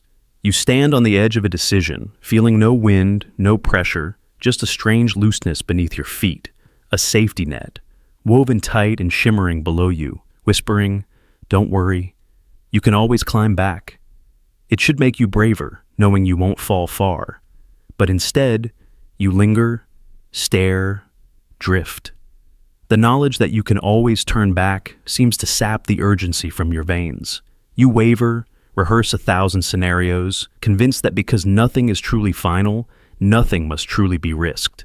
You think of simple things, the mundane indecisions that trap your days, scrolling through endless menus, knowing you can swap your meal if you don't like it, scanning online stores with easy return policies, comparing, hesitating, refreshing. You try on shoes in your mind, cart and uncart, stand in checkout limbo. The comfort of a return option makes you less decisive, not more. You imagine yourself at the counter, receipt in hand, but the choice never feels urgent. The safety net meant to free you becomes a hammock that rocks you gently into inertia. But it isn't just shopping. It's in love, in work, in the architecture of your life. Dating apps with infinite swipes. There's always someone else. Another conversation, another chance to unmatch and try again. You say yes, but keep a toe in the door. You move in together, but your boxes are never fully unpacked. You stay in a job you tolerate, always telling yourself you can leave if you want, so you never really commit to the work or the people. The possible exit becomes a ghost at every meeting, every project, every morning commute. You might imagine that the ability to reverse a decision would lighten the burden, but it twists itself around your certainty.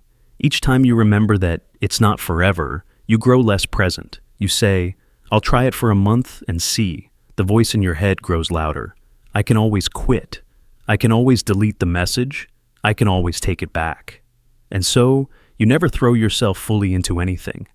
You skim along the surface, the safety net, keeping you aloft, but also distant from the ground. Research shows this isn't just a personal failing, it's human nature. Psychologists call it the reversible decision paradox.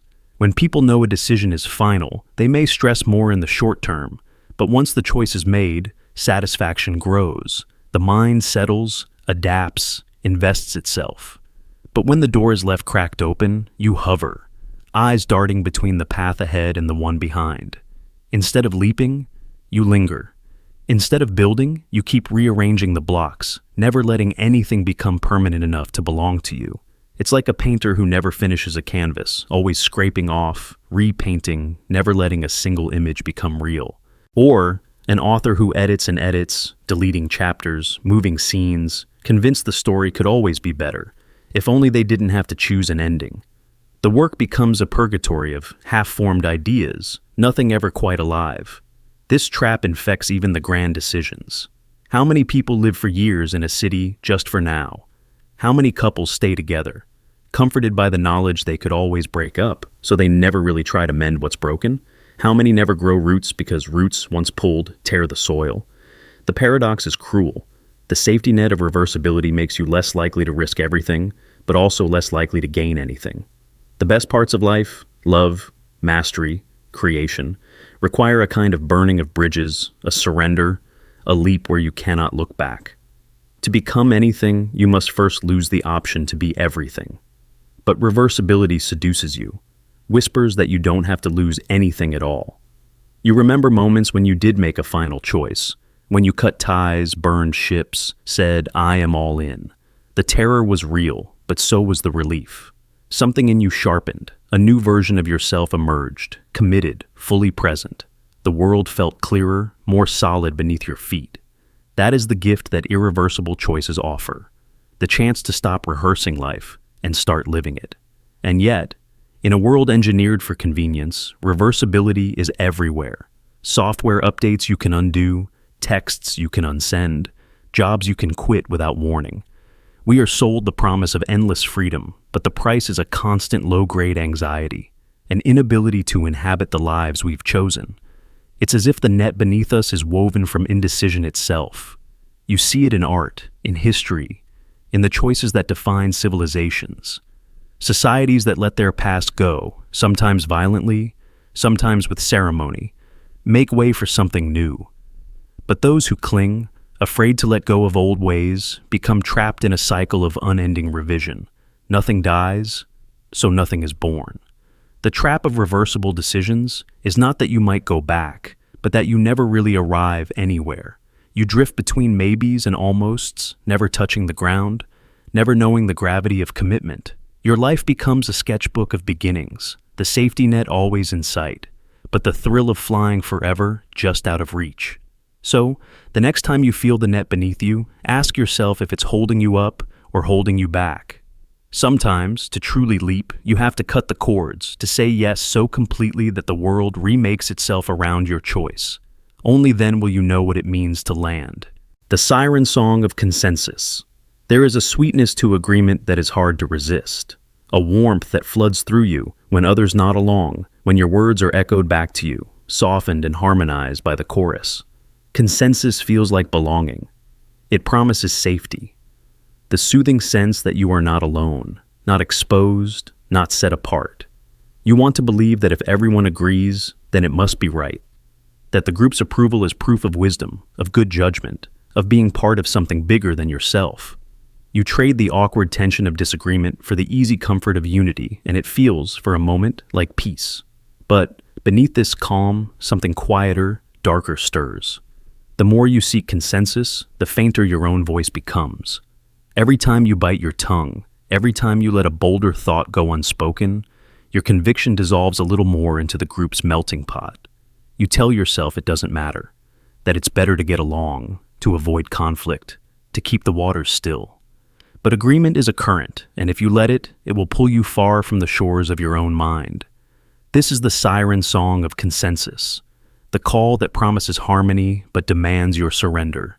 It is ancient, as old as our species' need to belong. In tribes and families and teams, survival once depended on moving as one. Those who questioned, who stepped out of line, who risked the security of the herd, were left exposed to the elements. Somewhere in your bones, that fear still hums. If you disagree, you will be alone. And so, without even noticing, you begin to round off your edges, to sand down your differences, to silence the parts of you that don't quite fit. You see it in meetings where ideas are floated, diluted, and finally settled into the lowest risk option. Safe, unremarkable, unopposed. You see it in friendships where uncomfortable truths are left unsaid, resentment festering behind polite smiles. You see it in history, where atrocities were allowed to unfold because no one wanted to be the lone voice of dissent. It is easier always to say nothing. It is easier to nod along, to go with the flow, to let the group decide. But with every compromise of your own clarity, something essential fades. Consensus masquerades as strength, but it is often just the path of least resistance. The real cost comes later, when you find yourself drifting in a life you didn't truly choose, shaped by the hands of 1,000 other people's preferences and fears.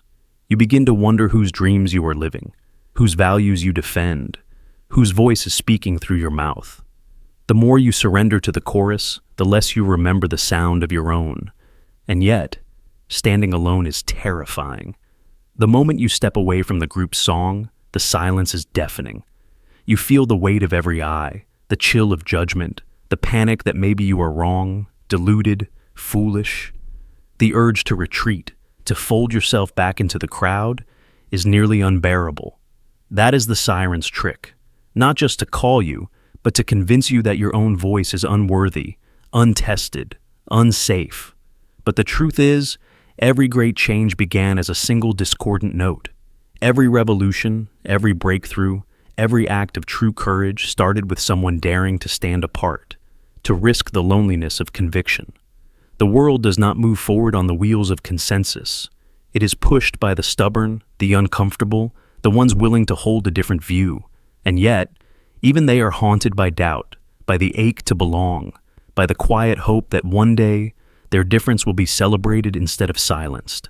There is a subtle violence in the pressure to conform, a slow erosion of soul that leaves you numb and hollow. You wake up one day unable to name what you want, unable to trust your own instincts, unable to recall the last time you spoke your mind without first calculating its effect on the group. You have become fluent in the art of self-erasure. It is a survival skill, but it is not a way to live. To reclaim your voice is to risk exile. It is to risk misunderstanding, ridicule, the cold shoulder of the crowd. But it is also the only way to know yourself, to build something real in the world, to leave behind the safety of agreement for the fierce, difficult work of authenticity.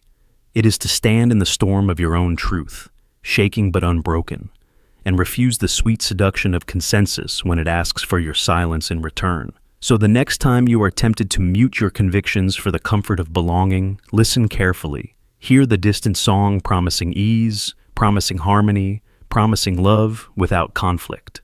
Ask yourself what it will cost you to sing along. Ask yourself how many times you can betray your own voice before you forget its sound.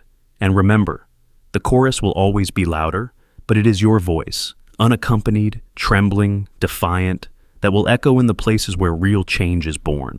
The carousel of second-guessing. There's a peculiar ache that settles behind your eyes when you've made a choice, a gnawing, circular thought that spins long after the decision is done. You tell yourself it's over. You reassure yourself it's trivial.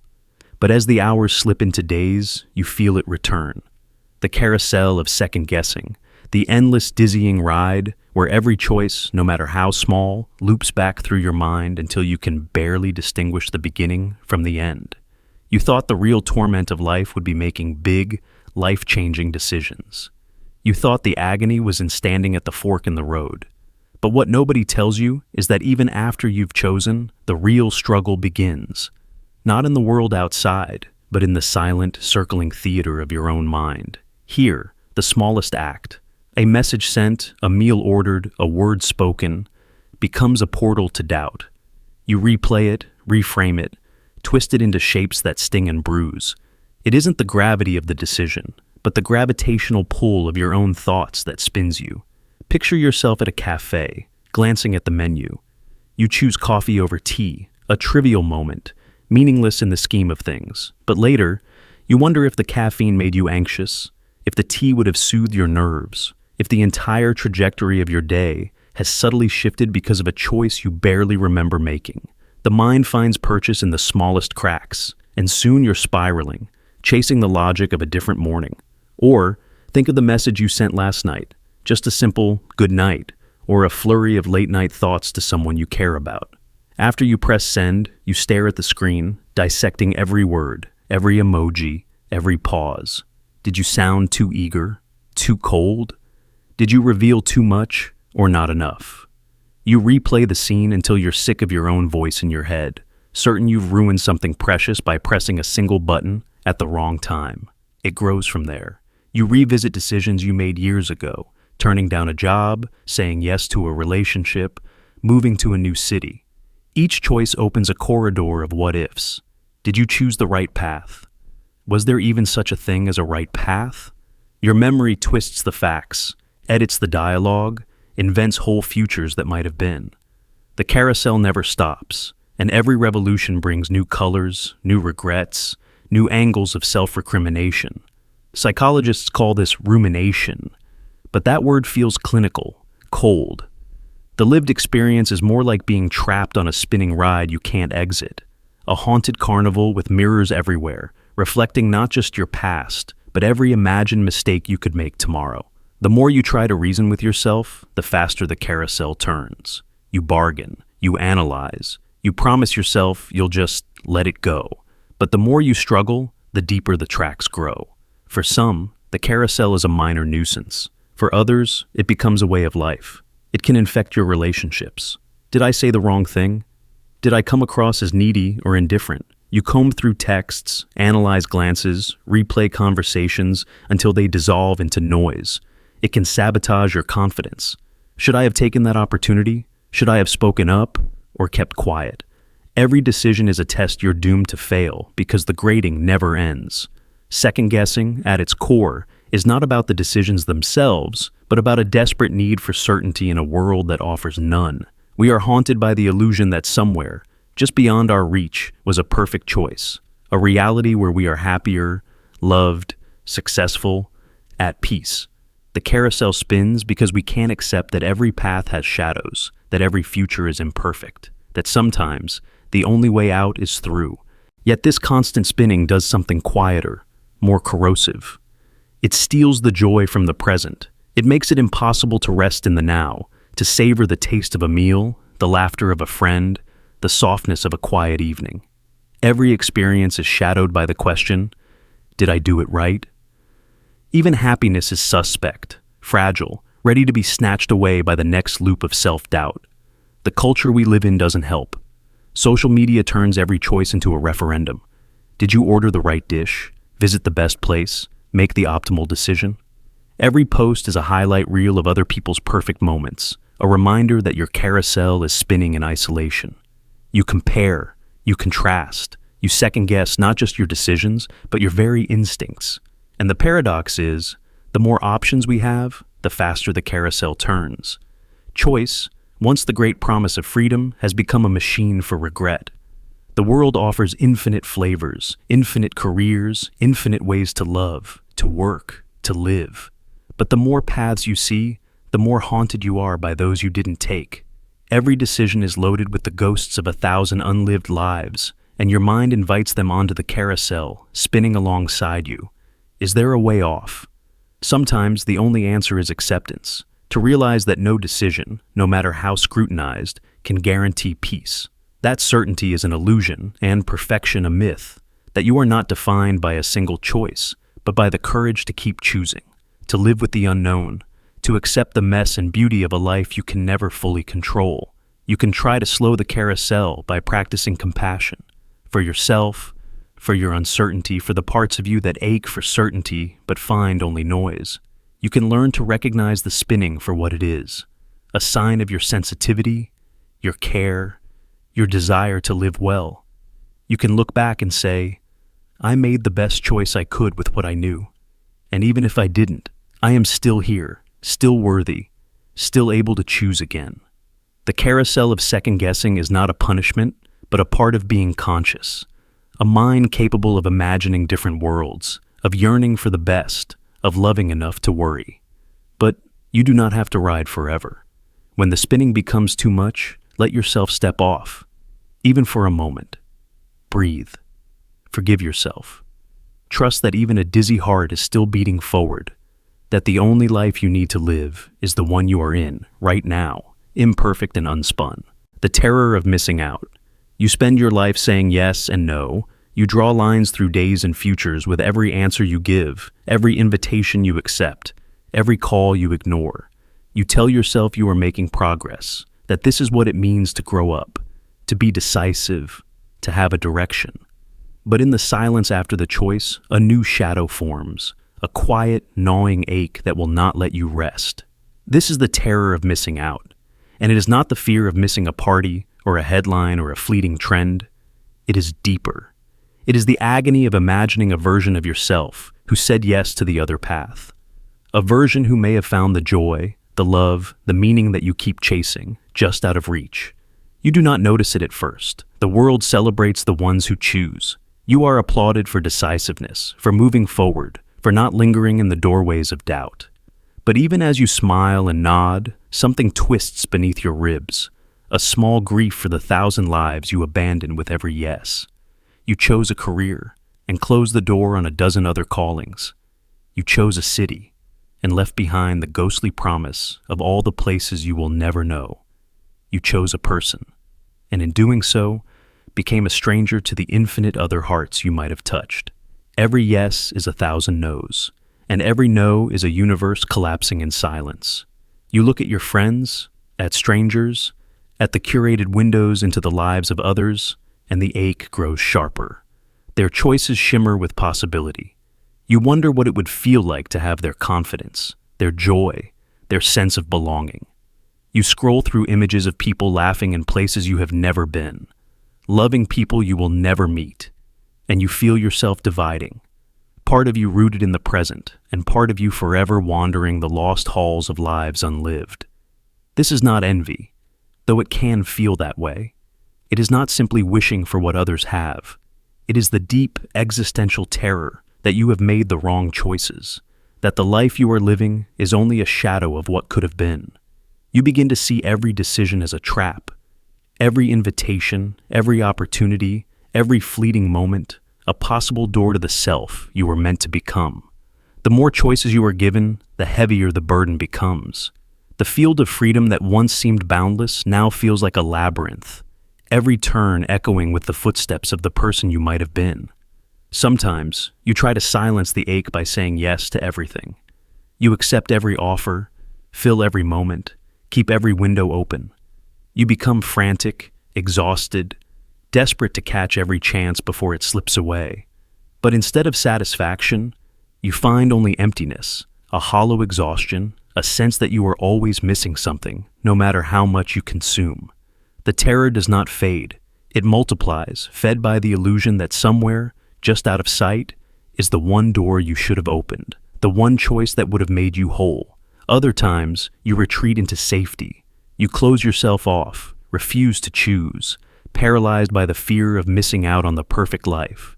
You linger in indecision, hoping that if you wait long enough, the right answer will reveal itself. But time moves forward, and the doors close one by one, often without a sound. The world does not wait for certainty. The ache remains, tinged now with regret, a double terror, both of missing out and of never having tried at all. You remember the crossroads most vividly, the moments when the stakes were clear, when you knew that a single yes or no would shape the rest of your life. The university you chose, the job you took, the confession you held back, the leap you hesitated to make. In memory, those moments glow with an unearthly intensity, surrounded by the ghosts of the paths you did not take.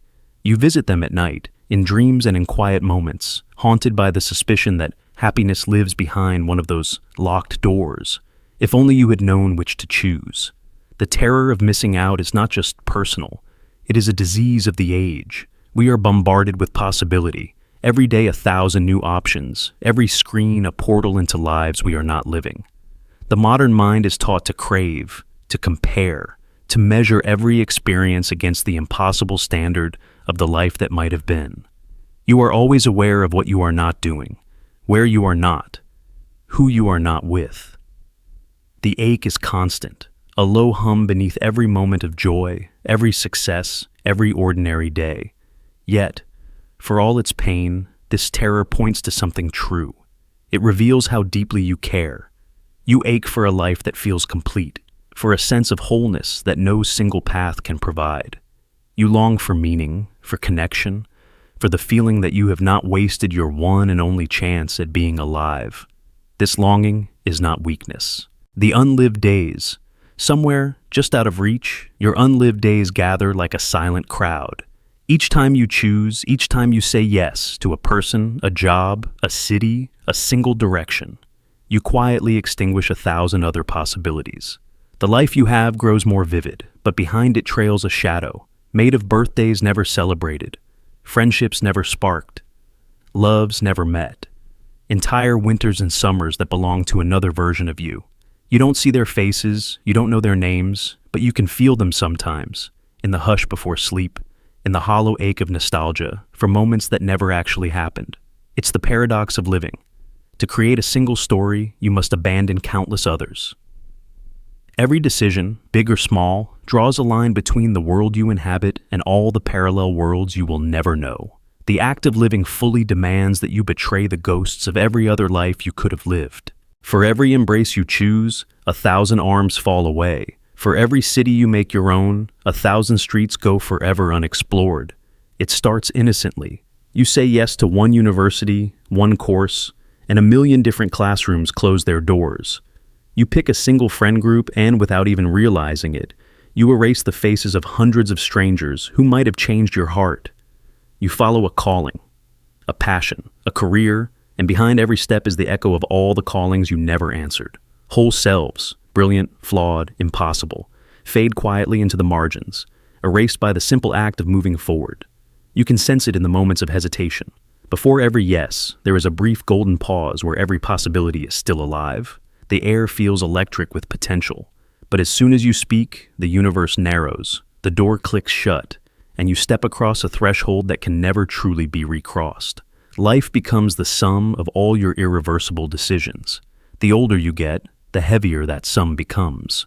The dreams you haven't chosen to pursue don't simply vanish. They linger as silent witnesses, growing fainter with each year, but never truly disappearing. Regret is born in these shadows. Not always regret for the life you lead, but for the infinite lives you left behind. Sometimes it hits you in the softest places. The childhood memory you'll never make because you moved away. The love that might have been if you turned left instead of right. The version of you that lives in the city skyline you'll only see as a tourist. At night, you might find yourself wandering the quiet hallways of these unlived days, haunted by the sense that part of you remains unfinished, incomplete, a collection of unwritten stories. But this is the invisible price of saying yes to anything at all. To choose is to grieve 1,000 other worlds. There's a subtle heroism in that act, the courage it takes to claim one future while mourning 1,000,000 pasts that will never arrive. Each day you wake up in your own life, you are simultaneously the main character and the ghost of countless others. For every friend you keep, 100 have faded into the background. For every skill you master, a dozen remain untouched, buried in the soil of unused talent and unclaimed possibility. Sometimes, you may look at someone else and wonder if you made the right choices. Their world seems brighter, fuller, richer.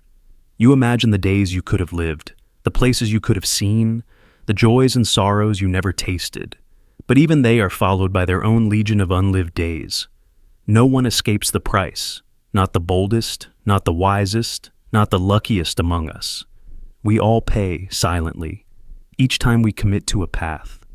There is no living without loss, not just of what we love, but of what we could have loved. The life you have now is a tapestry woven from all the other tapestries you'll never touch. It is not a failure to feel the ache of the unlived days. It means you are alive to possibility, alive to the reality that every step forward is also a step away from some other beautiful unknown. The ache is a sign that you cared about more than you could ever hold. Yet, there is an antidote to the sorrow. It's not in looking back, nor in refusing to choose.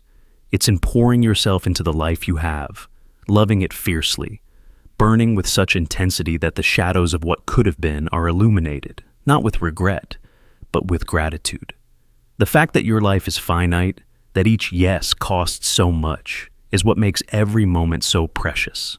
The days you live are bought with the currency of all the days you don't. So when the ache comes, and it will, quietly or with a jolt, let it remind you to honor your chosen days, to step fully into the sunrise, to listen deeply to the people beside you, to embrace the path you're on as if it is the only path, because for you, it is. The unlived days will always walk behind you, just out of sight. Let them remind you that your yes is sacred, that every breath you take is a rare and costly thing.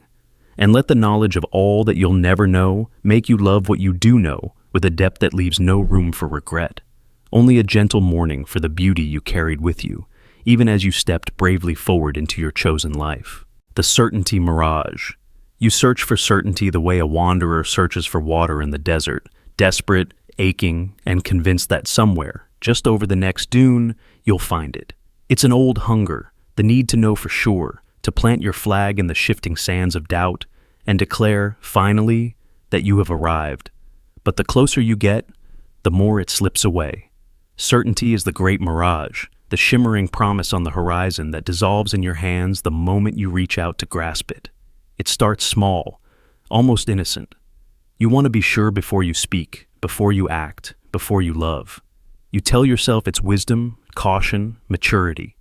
You run the numbers, check your work, rehearse the possibilities until your mind aches from circling. You want a guarantee that your next step will land on solid ground, that your decision will lead to the outcome you desire, that you will not regret what comes after.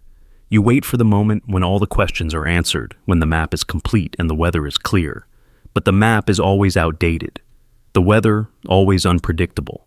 Life is not a math problem, and the world refuses to be pinned down. The more you seek certainty, the more it eludes you. The people you trust shift, their words changing meaning in the space between breaths. The beliefs you hold crack open beneath the pressure of time and experience. Even your memories betray you, rewriting themselves with every recollection, painting over what once seemed so solid with new colors of doubt. Think about the times you felt most sure of yourself, when you knew you loved someone, when you felt destined for a path, when you stood by your convictions with iron in your spine. What happened next? The world changed. The person you loved became a stranger. The dream you chased faded in the morning light. The principles you swore by became unrecognizable when pressed against reality. Certainty is a photograph in a moving train, clear for a heartbeat, blurred as soon as you try to live inside it. Science itself is a temple to uncertainty. Every answer is provisional. Every discovery opens new questions. Theories once held sacred. Gravity, the atom, the boundaries of the universe are rewritten as new evidence emerges. The more we learn, the more we understand how little we truly know. The scientist's creed is not certainty, but curiosity. To live in the tension between what is known and what is possible, never mistaking the map for the territory. In the courtrooms of justice, people swear to tell the whole truth and nothing but the truth, as if such a thing could exist. Memory is fallible, perception is flawed, and two people can look at the same event and walk away with stories that contradict each other in every detail. The law strives for certainty, but is forever haunted by the shadows of doubt. Religion promises certainty, meaning, purpose, a story that makes sense of it all. But even faith is riven with questions, doubts, schisms. Saints become heretics in the turning of an age. Prophets and philosophers offer answers, only to watch them unravel in the hands of their followers. The history of belief is a tapestry woven from 1,000 threads of certainty, each one fraying at the edges. In your own life, how often have you hesitated, waiting for the feeling of certainty before you move? How many opportunities have slipped by because you could not silence the little voice that whispered, "What if you're wrong?" You think that certainty is the prerequisite for courage, but it is often the opposite. The bravest acts are those taken in full knowledge of uncertainty, leaping before the net appears, loving when you might be rejected, speaking when silence feels safer. Relationships crack under the strain of needing to know. Lovers demand promises of forever, but forever is made of shifting days and changing hearts. We try to pin each other down, to extract guarantees that cannot exist. And when the illusion of certainty breaks, we call it betrayal, when perhaps it was only reality finally slipping through our fingers. Every certainty you cling to is a comfort, a shield against the chaos. But the universe does not honor your need for order. You may plan, but fate arrives uninvited. You may prepare, but life will invent new ways to surprise you. What you can know for sure is that certainty, real certainty, is always temporary, a trick of perspective, a pause in the storm. It is only when you try to hold it forever that it shatters. The most dangerous certainty is the one you hold about yourself. I know who I am, but identity is not a statue, it's a river. You are not the same person you were 5 years ago or 5 days ago. You may cling to labels, roles, stories about yourself, but life will demand you shed them again and again. The person you are today is a story told by yesterday's choices, and tomorrow, the story will change. So, what do you do, standing in the desert, eyes fixed on the mirage? Do you curse the horizon, or do you walk on anyway? Perhaps the answer is not to banish your need for certainty, but to recognize its beauty and its danger, to let it guide you, but never own you, to act, to love, to risk, knowing that certainty is always just out of reach, and that's what makes every step a miracle of trust. You can be curious, you can be cautious, you can seek wisdom and guidance, but you will never be free from doubt. The trick is not to destroy uncertainty, but to learn how to move within it, to let your life be a dance on quicksand, graceful even when the ground shifts. The mirage is real, but so is the journey. Believing you can ever be certain is the greatest illusion. Certainty is the shape of hope reflected on a trembling pool, dissolving at your touch. To be alive is to chase it, lose it, and chase again. Each time discovering that the beauty was never in the answer, but in the wonder that comes with every new question. The mask of responsibility, Doerk. There comes a moment in every life when the eyes of others turn toward you, quietly demanding a choice. You feel the weight of those expectations settle on your shoulders, soft as a hand, heavy as a stone. In that moment, you hesitate, and before you can ask what you really want, a voice inside reminds you what is expected: to be good, to be reliable, to do what must be done. You slip the mask of responsibility over your face, almost without noticing, because it fits so well. At first, it feels like strength, like maturity, like the beginning of your real life. But slowly, almost imperceptibly, you begin to forget who put it there, and why. Responsibility is a word that glows with virtue. Parents praise it, teachers reward it, societies are built upon its back. Be responsible, they say, meaning, do what's right, even if it isn't easy, even if it isn't fun, even if it isn't you. And so, you do what's needed. You take the job that pays the bills instead of the one that feeds your dreams. You marry the partner everyone approves of. You show up, you sacrifice, you endure. Each decision feels justified, noble, adult. You learn to measure your worth in the tired pride of fulfilling obligation. The mask grows tighter until its contours blend with your own. At first, there is a quiet satisfaction in living up to expectation. The approval of others is its own sweet reward. You become the rock others lean on, the example, the steady hand. People thank you for being reliable, for always doing the right thing. The world is built on the backs of people who say yes to duty, who do the things no one else will. And yet, a kind of hollowness begins to set in. A gentle ache, a question whispered in the moments before sleep. Whose life am I living? Is this what I chose, or what was chosen for me? Where does my responsibility end and my real self begin? The truth is, responsibility is not a mask you put on just once. It's a costume you assemble over years, piece by piece, until you lose track of your own reflection. You wear it at family gatherings, at work, in the eyes of your children, your parents, your friends. You wear it in your voice, in your posture, in the way you walk away from what you really want. It is made of every expectation you have ever tried to meet, every should that ever weighed down your desires, every moment you confused loyalty with surrender. You tell yourself you're making sacrifices for the greater good, that someday it will all make sense. But over time, the lines blur. You forget which choices were yours and which were made for you by the people who needed you to be reliable. You forget why you took that job, why you stayed in that marriage, why you kept saying yes when your whole body screamed no. The mask becomes so familiar that you forget you're wearing it at all. This is the paradox. The more responsible you become, the less you recognize yourself. The world applauds, but your spirit grows silent. Sometimes you catch a glimpse of the person you used to be, rebellious, impulsive, hungry for something more, and you mourn their absence like a lost friend. You wonder quietly if you could ever take off the mask, or if it has fused to your skin forever. Responsibility at its best is the root of trust, the glue that binds lives together, the foundation of love. But when it is worn as a disguise, when it's just a performance for others, it becomes a prison. You find yourself trapped in roles you never auditioned for. The perfect daughter, the tireless provider, the dependable friend. You convince yourself this is adulthood, that the price of being needed is to be invisible to your own longing. But deep inside, your true self still waits, knocking softly from behind the mask. There are moments, rare, unsettling, when the mask slips.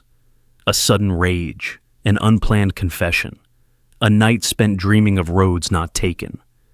You feel the rush of freedom and the sting of guilt. For a heartbeat, you remember what it was like to want something just for yourself. And then, as quickly as it came, the mask returns, and you go back to being who everyone needs you to be. It's not that duty is wrong, or that responsibility is poison. The world needs people who can be counted on, who will stand in the storm and not flinch.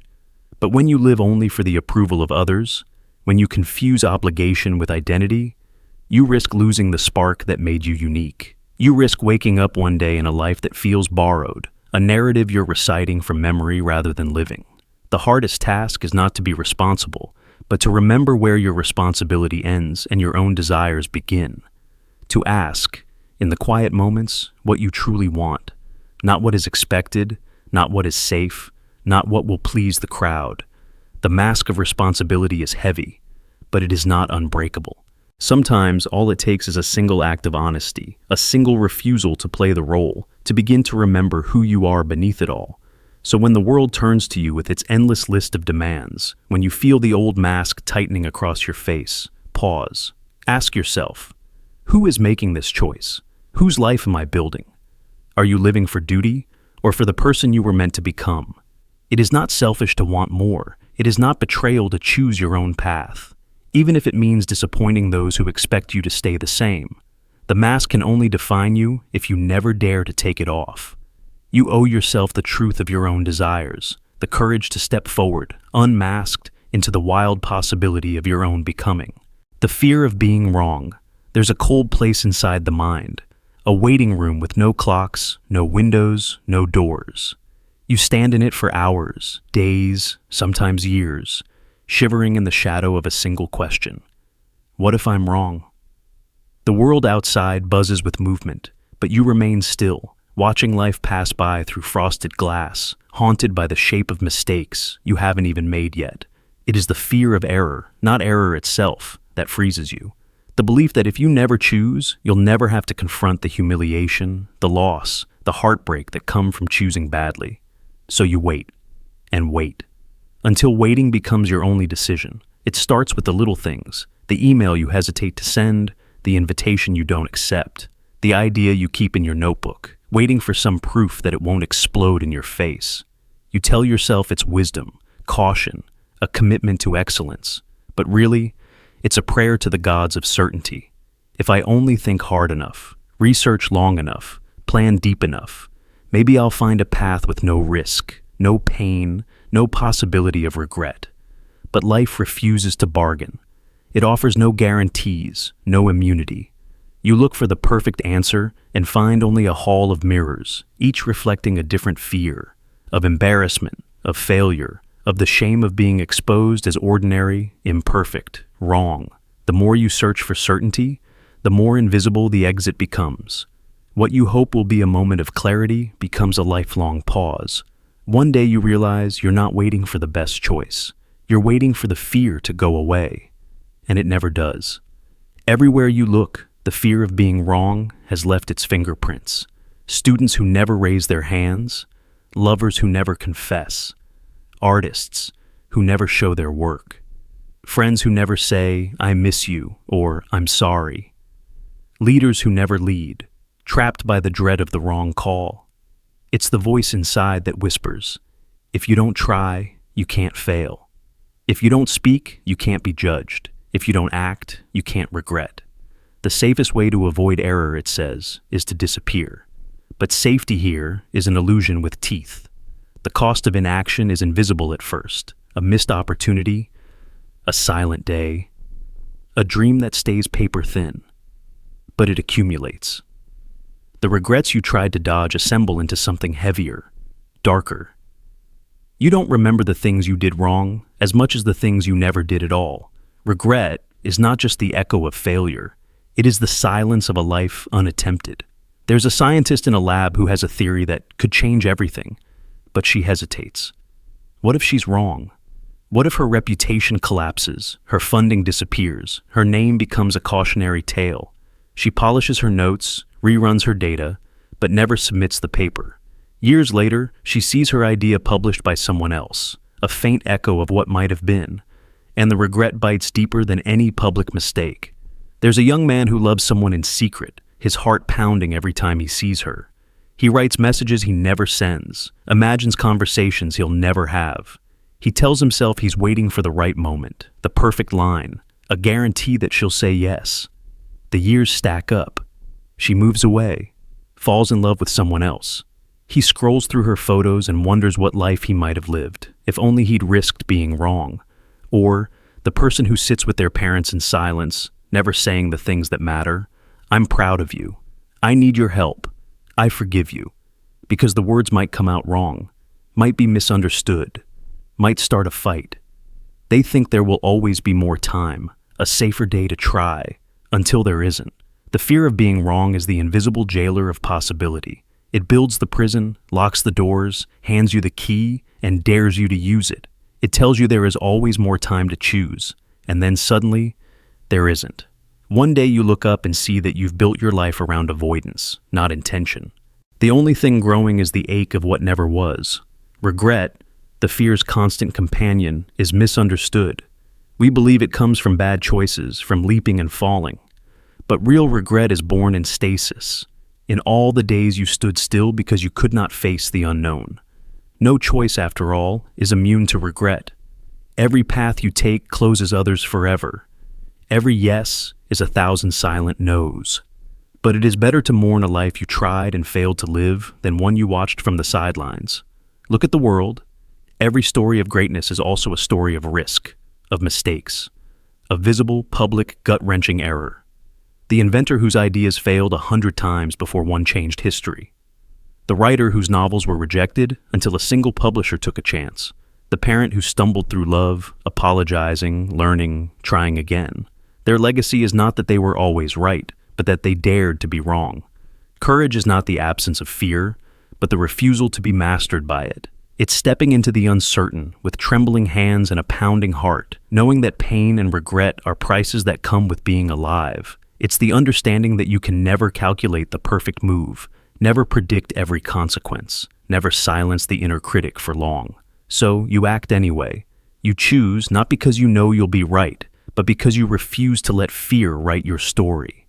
The irony is, when you finally move, the fear shrinks. The world opens. Sometimes you fail, and the sky does not fall. Sometimes you win, and it feels like a miracle.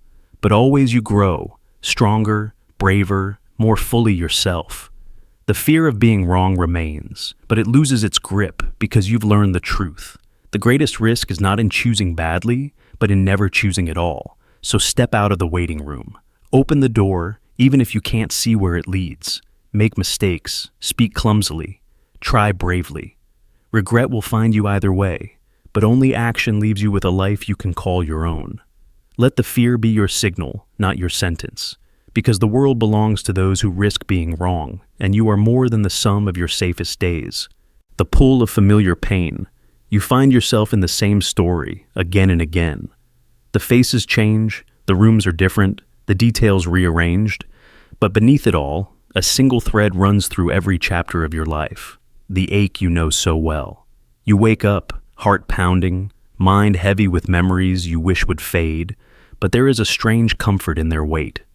Pain, at least, is familiar. It fits you like a second skin, and you wear it quietly, almost with pride. You might call it fate or bad luck, or simply the pattern of your days. But deep down, you sense the truth. Again and again, you choose the same pain, reach for it, settle into it, even when other options shimmer just out of reach. It is not that you do not see the open door, or the outstretched hand, or the hint of happiness waiting beyond your history. It is that the unknown feels too sharp, too bright, too unsteady to trust. So you take the well-worn path, back to the ache you understand. We tell ourselves that people want to be happy, that every heart is chasing joy. But the truth is more twisted, more human. You chase what is safe, even if that safety burns. A childhood spent in silence or fear or disappointment trains you to expect nothing better. The world outside your wound is unpredictable, and at least the pain you know can be named, mapped, survived. So, you repeat the script. You pick the lover who cannot love you, the job that eats you from the inside, the friend who leaves you hollow. Not because you want to suffer, but because suffering is a language you have learned to speak fluently. There is science in this too.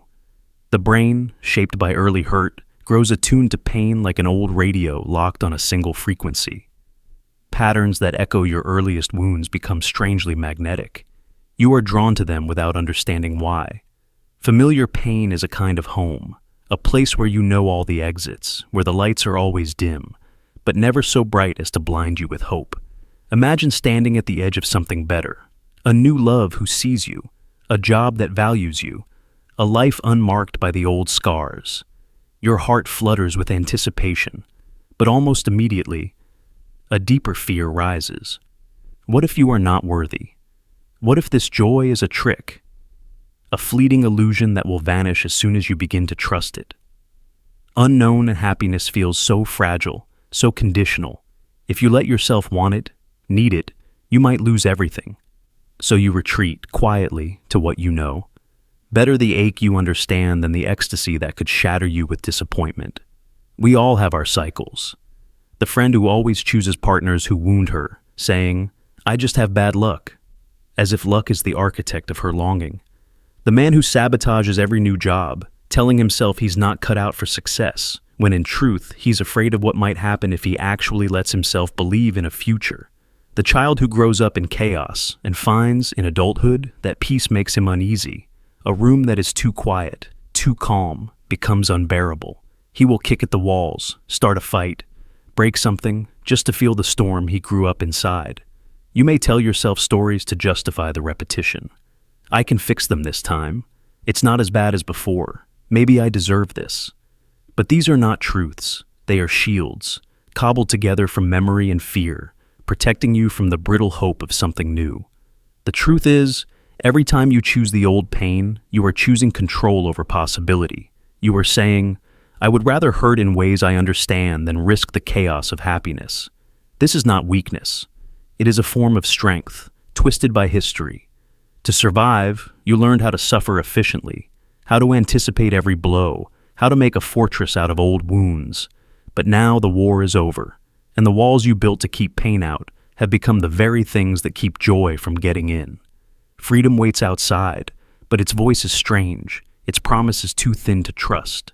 You look at the open sky, and all you can think about is how far you could fall. There are moments, rare and trembling, when you catch a glimpse of another way, a flash of laughter that does not end in disappointment, a morning when you wake up and realize the weight is gone, if only for a moment. In those times, joy feels possible, but also dangerous, almost unbearable in its lightness. You reach for it, and then you flinch. Old pain calls you back, steady and certain, reminding you that nothing fragile can be lost if you never allow yourself to hold it. And so, the cycle continues. The pull of familiar pain is not just a habit, but a gravitational force, a law of emotional physics that keeps you circling the same sun. You see it in others, even as you deny it in yourself. The friend who leaves just before things get good. The parent who cannot accept kindness. The lover who pushes you away just when you start to believe in their touch. To break the cycle is to step into the unknown. It is to risk wanting what you have never had, to open yourself to the possibility that happiness is not a trick, not a fleeting mirage, but a state you are allowed to occupy. It is terrifying. It requires faith and courage and the willingness to grieve the comfort of your own sadness. You will fail again and again. The old pain will call you back, and sometimes you will answer. But each time you choose something new, even for a second, you build a new memory, a new map, a new possibility. The world is not gentle with those who risk joy. You will be told you are naive, that pain is inevitable, that hope is foolish, and maybe it is. But life is not meant to be endured in quiet misery. You deserve more than the ache you know. You deserve to discover how joy feels, even if it is delicate, even if it breaks, even if you must rebuild it again and again. One day, you may find yourself standing at the threshold of happiness. The old pain will call your name, offering the safety of what you understand. But maybe, just once, you will step forward anyway, into the brightness of something new, the unsteady warmth of wanting more than survival. And in that moment, however brief, you will know. The pull of familiar pain does not have to be your only home. You can risk the unknown, and in doing so, make space for a joy that belongs to you. The hourglass of hesitation. Imagine an hourglass set quietly in the middle of your life. Each grain of sand slips silently from one chamber to the other, marking time not with loud alarms, but with a soft, steady loss you barely notice until it's almost gone. You think you have more time to decide, time to prepare, time to weigh your options. You tell yourself that waiting is wisdom, that caution is virtue. But as you hesitate, the hourglass does not pause with you. Every moment you spend in indecision is a moment that vanishes, unrecoverable, a grain of your life lost to the bottom chamber. And if you wait too long, time itself will choose for you, silently, ruthlessly, with no regard for your hopes or intentions. Hesitation feels harmless at first. It's easy to believe that nothing is really at stake while you're thinking things through. You delay sending the message, signing up for the opportunity, confessing your feelings, taking the first step toward a dream. You believe the world will wait for you, that the same options will be there tomorrow or next week. But time is not patient. It keeps moving, and with it, the landscape of your choices shifts. The friend you wanted to reach out to grows distant. The job you meant to apply for closes its doors. The moment you thought would last slips into memory. In the end, it's not your decision that determines the outcome. It's your delay. Think about those moments when hesitation felt safe, even responsible.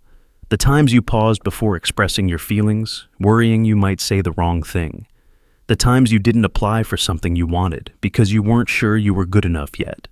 The times you put off starting something new, telling yourself you needed just a little more time. Each delay seemed like a small, inconsequential act. But as the sand slipped through the hourglass, choices hardened into inevitabilities, and the world moved on without waiting for your certainty. Sometimes, the cost of hesitation is invisible. You never see the life you could have had if you'd acted sooner, the friend you never made, the skill you never learned, the adventure you never took, the love that quietly faded away, unspoken and unrevealed. What remains is the echo of what might have been, the faint outline of opportunities lost, not through rejection, but through the slow, silent erasure of time. There is a strange comfort in thinking that if you wait long enough, things will resolve themselves. And in a way they do, but not in your favor. Nature abhors a vacuum, and in the absence of your action, the world makes its own choices. The decision is made for you, not by some grand event, but by the accumulation of small moments when you didn't act. You find yourself walking a path you never chose, the sum of 1,000 tiny hesitations that, together, become your fate. Sometimes, life will force your hand. The deadline arrives, the door closes, the person leaves, and then the decision is no longer yours. It's been made, not by your will, but by your inaction. You may tell yourself that things just happened, but deep down, you know the truth. The hourglass was running all along, and you let it decide. To break the spell of hesitation, you must learn to value imperfect action over perfect delay. The future will never be fully clear.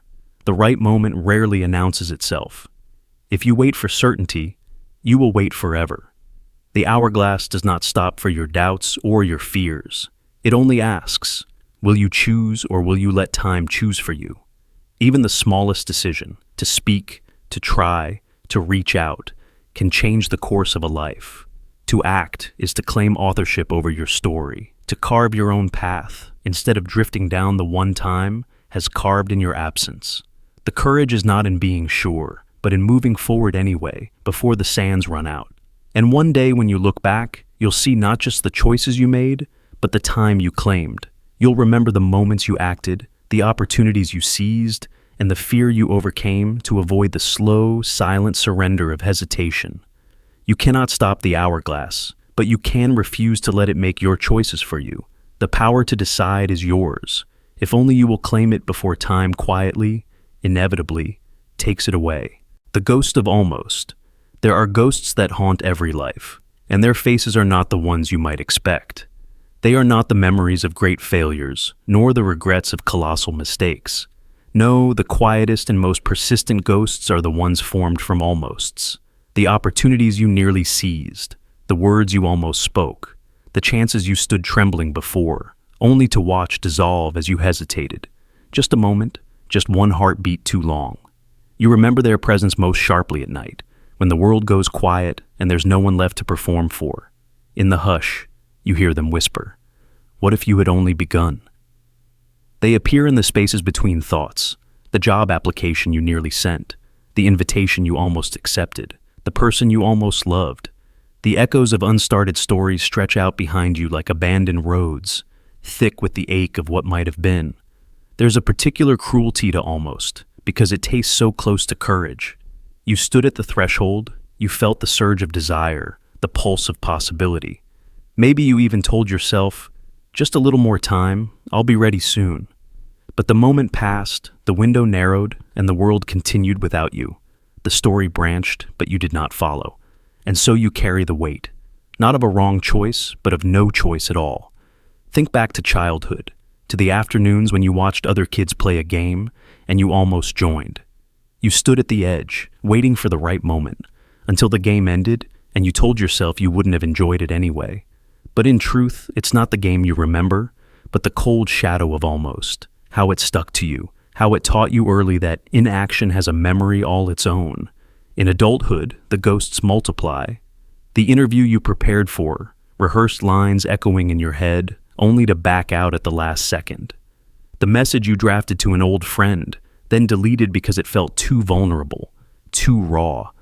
The idea you jotted down for a book, a business, a move to a new city, and then buried under layers of busyness and doubt.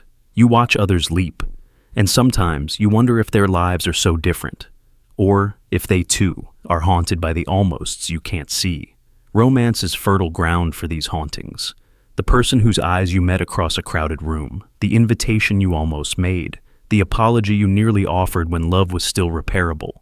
You replay those scenes in your mind, rehearsing alternate lines, imagining a universe where one sentence, one brave step, would have led to a whole new script. But reality is not so generous. It only allows the stories we begin, not the ones we almost dared. There's a peculiar ache in realizing that the greatest regrets are rarely what you did, but what you left undone. We're trained to fear failure, to dread mistakes, but the sharper, longer-lasting wound comes from actions unattempted, from the version of yourself that lived only in the outline, waiting for your arrival. Sometimes, it's not the missed opportunity itself, but the pattern. The way you learn to let doors close quietly, promising yourself you'd be braver next time. Artists know this ghost intimately. The novel whose first sentence sits in a drawer, the song hummed but never written down, The painting never started for fear it wouldn't match the vision in your mind. The world is heavy with art that almost existed, music that was almost sung. Sometimes you see a stranger's work and feel a pang, as if they have lived the life you nearly reached for. Even the simplest moments are marked by almost. The compliment you nearly gave a stranger, the gesture of kindness you almost made. Each is a ripple that could have changed someone's day or your own, but instead settles into the sediment of what was possible. The haunting isn't always a torment. It can be instructive, a reminder that your life is not just made of what you do, but of what you let slip away. The ghost of almost is an invitation, an ache that pushes you to act, to step forward before the next moment passes, to seize a future before it becomes another quiet regret. Some try to banish these ghosts with busyness, filling their days with distractions to drown out the whisper of what they didn't do. But silence always returns, and with it, the gentle touch of all the alternate selves you almost became. There is only one way to quiet the ghost of almost. Begin. Speak the sentence, take the first step, write the email, make the call.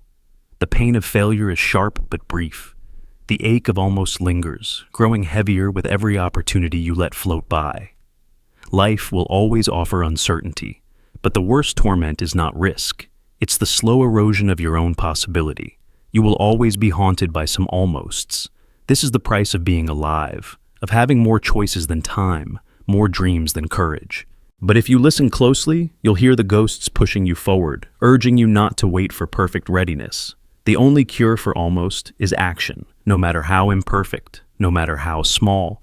So when you next feel the urge to reach, to begin, to try, remember, a heartbeat can change the story. Let the ghost of almost be the spark that sets your life alight, before you find yourself watching another moment fade into the quiet ache of what you nearly became. The spiral of doubt, it starts as a whisper. Maybe you don't even hear it at first. That tiny question in the back of your mind, a single grain of uncertainty. Did you lock the door? Are you sure you said the right thing? Was that a real smile or something practiced and polite? The moment you notice, it's already growing, multiplying, sending out roots into the soil of your thoughts. You brush it aside, tell yourself it's nothing, but already it's splitting in 2, then 4, then 10, each doubt feeding the next, until they begin to wind around each other, tightening, looping, forming the first turn in what will become a spiral. Doubt is so small at first, so easily ignored. It arrives as caution, as humility, even as curiosity. We're told to question things, to examine our own certainty. But there's a difference between asking questions and being consumed by them. The spiral begins quietly, almost gently. One unanswered question leads to another. One hesitation, one anxious heartbeat, and soon you are looking back over your shoulder at every decision you've ever made. Did I pick the right path? Was I right to trust that friend, that teacher, that memory? Did I ever really know what I believed? Or was I only pretending all along? It's so easy to lose track of the moment you tipped from healthy skepticism into self-doubt. Your thoughts turn over and over, each revolution faster than the last, until you forget what the original question even was. What started as a single moment of uncertainty becomes an endless loop, a hall of mirrors. You begin to distrust not only your memory, but your senses, your instincts, your heart. The world itself grows slippery, your own convictions dissolving like sugar in water. Nothing is certain, not even the feeling of uncertainty itself. This is the spiral of doubt, the vertigo of never knowing for sure, of seeing both sides of every argument, of living with a mind that refuses to settle. One doubt opens the door to 10 more, then 100. You start to imagine all the things you missed, all the mistakes you didn't catch. Maybe your whole life is built on errors you can't even see. What if you are wrong about what's right? What if you never really knew who you were at all? People around you offer comfort. They say everyone doubts themselves sometimes. They say it will pass. But they don't see the spiral's true power, how it turns doubt into a living thing. A force that feeds on certainty that grows stronger with every reassurance. You try to reason with yourself, to sort through the confusion, but logic only tightens the coil, gives you new places to search for flaws. You replay conversations, memories, decisions, always looking for proof that you didn't make a mistake, always coming up empty. Doubt is never satisfied. It only wants more. Soon you begin to question the questioning itself. Should I be doubting at all? Is my doubt justified? Or am I just making myself suffer for nothing? Self-reflection becomes self-interrogation. The more you search for certainty, the further it recedes, like a mirage on a hot road. The spiral spins faster, dragging you inward, narrowing your world to a single point of uncertainty that eclipses all else. Confidence drains away, replaced by hesitation, by the exhaustion of constant second-guessing. Even your past becomes suspect. Did things really happen the way you remember? Were you ever as sure as you thought you were? Doubt seeps into your memories, distorts them, colors them with suspicion. You wonder if your childhood certainties were naive, if your boldest moments were built on nothing but luck. Each new memory is weighed, measured, found wanting. Nothing survives untouched by the spiral. It isn't just about decisions or beliefs or memories. The spiral of doubt is an assault on identity itself. When you can't trust your own mind, who are you? You feel yourself dissolving, eroded by questions with no answers. Sometimes you long for the simplicity of certainty, for the comfort of being wrong and not knowing it. You envy those who move through life with confidence, who don't question every shadow, every echo, every twist in the path. But doubt is not always the enemy. It keeps you searching, keeps you humble, keeps you from mistaking your own illusions for truth. The spiral, for all its pain, is also a furnace. It burns away the falsehoods, leaves behind a person who is, if nothing else, honest about the limits of their own understanding. In the heart of the spiral, after the spinning slows, you might find not answers, but acceptance, a willingness to live with questions, to carry them gently, to let go of the need for certainty. You may never escape the spiral completely. Doubt is part of being alive, of being conscious, of being human. But you can learn to move with it, to recognize when the questions are turning on themselves, when you are searching for reassurance that cannot be found. You can remember, in the dizzy heart of the spiral, that the fact you question means you care, that you are awake, that even in the uncertainty there is a kind of strange, painful clarity, the seduction of waiting. It always begins so softly you hardly notice.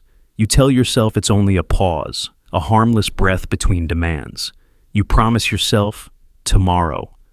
Tomorrow you'll decide. Tomorrow you'll begin. Tomorrow you'll finally become the person you meant to be. The comfort of delay is sweet, like honey on the tongue. No shame, no pain, just the warm seduction of a future that is always close, but never quite now. You reassure yourself that waiting is wisdom, that it's patient, mature, thoughtful to hold back. Let the storm pass, let the dust settle, let your mind be certain.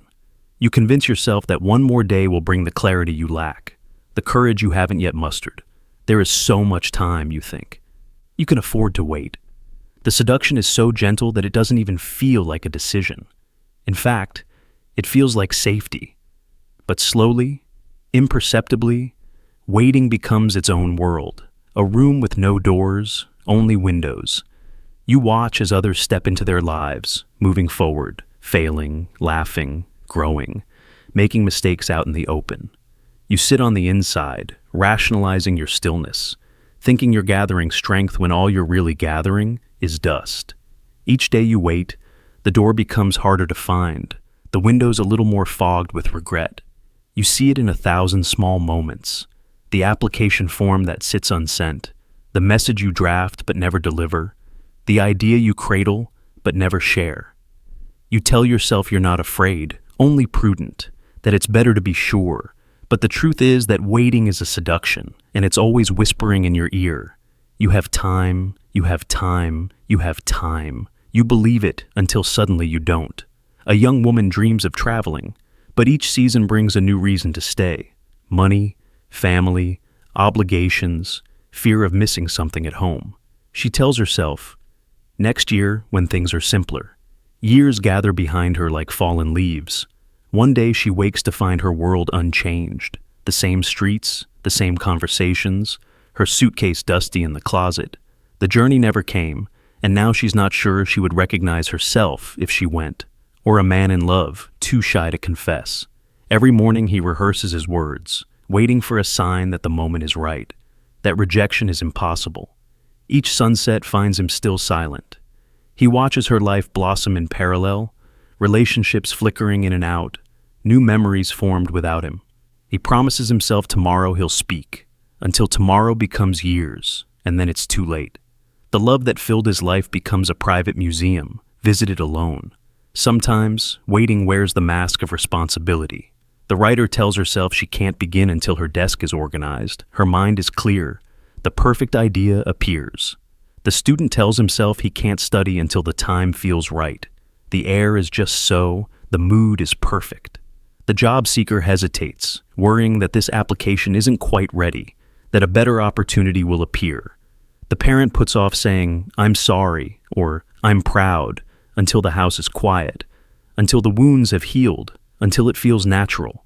But life rarely grants such perfect conditions.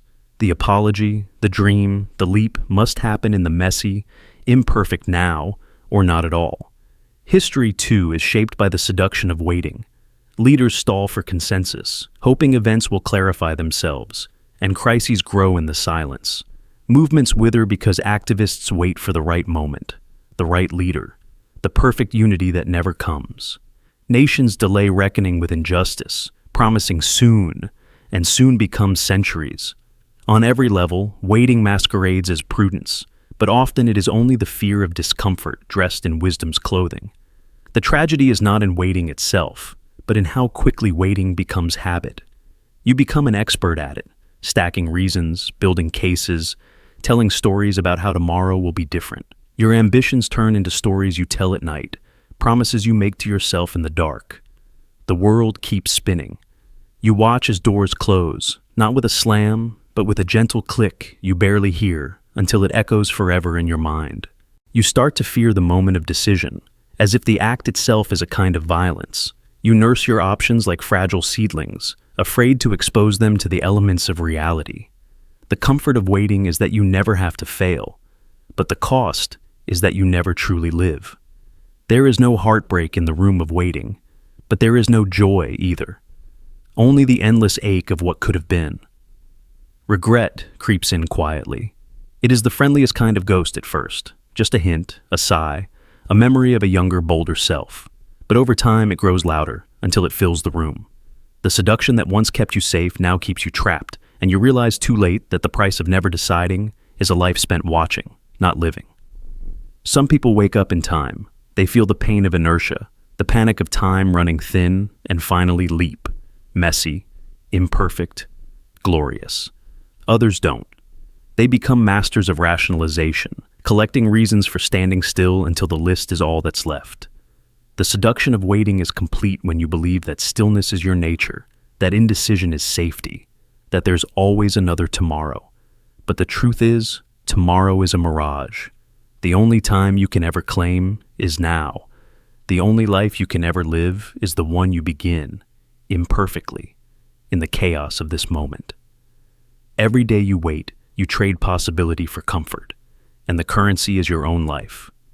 The risk of pain, of failure, of looking foolish is the price of being real.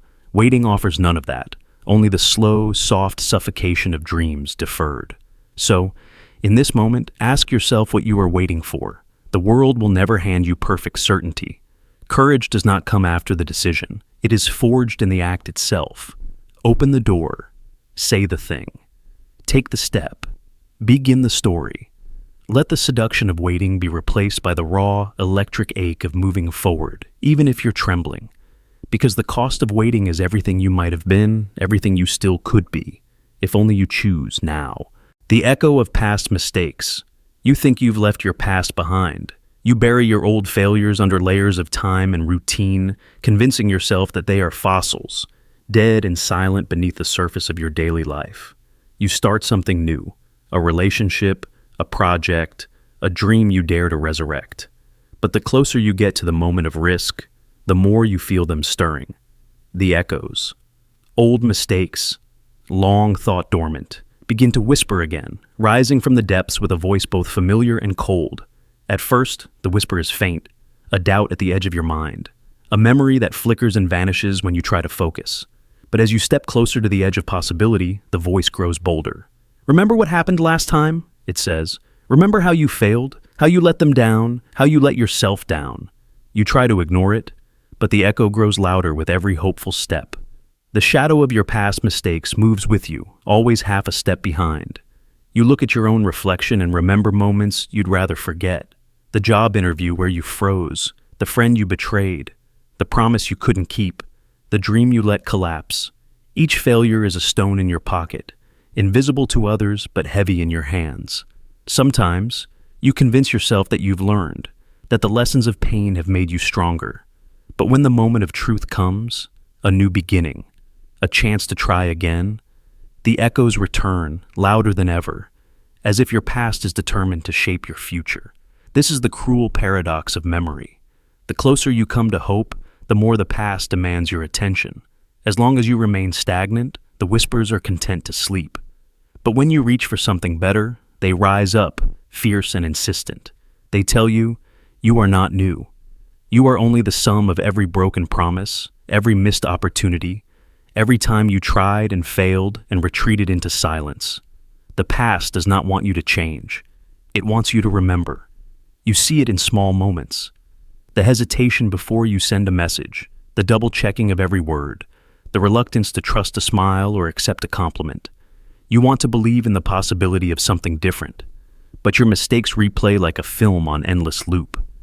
Every rejection, every humiliation, every time you reached out and found only emptiness, their echoes fill the space where confidence should be. You begin to doubt not only your actions, but your very self. You meet someone new, and the echo reminds you of the last time your heart was broken. You start a project, and the memory of the one you abandoned taunts you. You stand on the edge of a dream, and the echo calls you back to the night you failed, whispering that history will repeat itself if you dare to hope again. The echo is not content to haunt your past.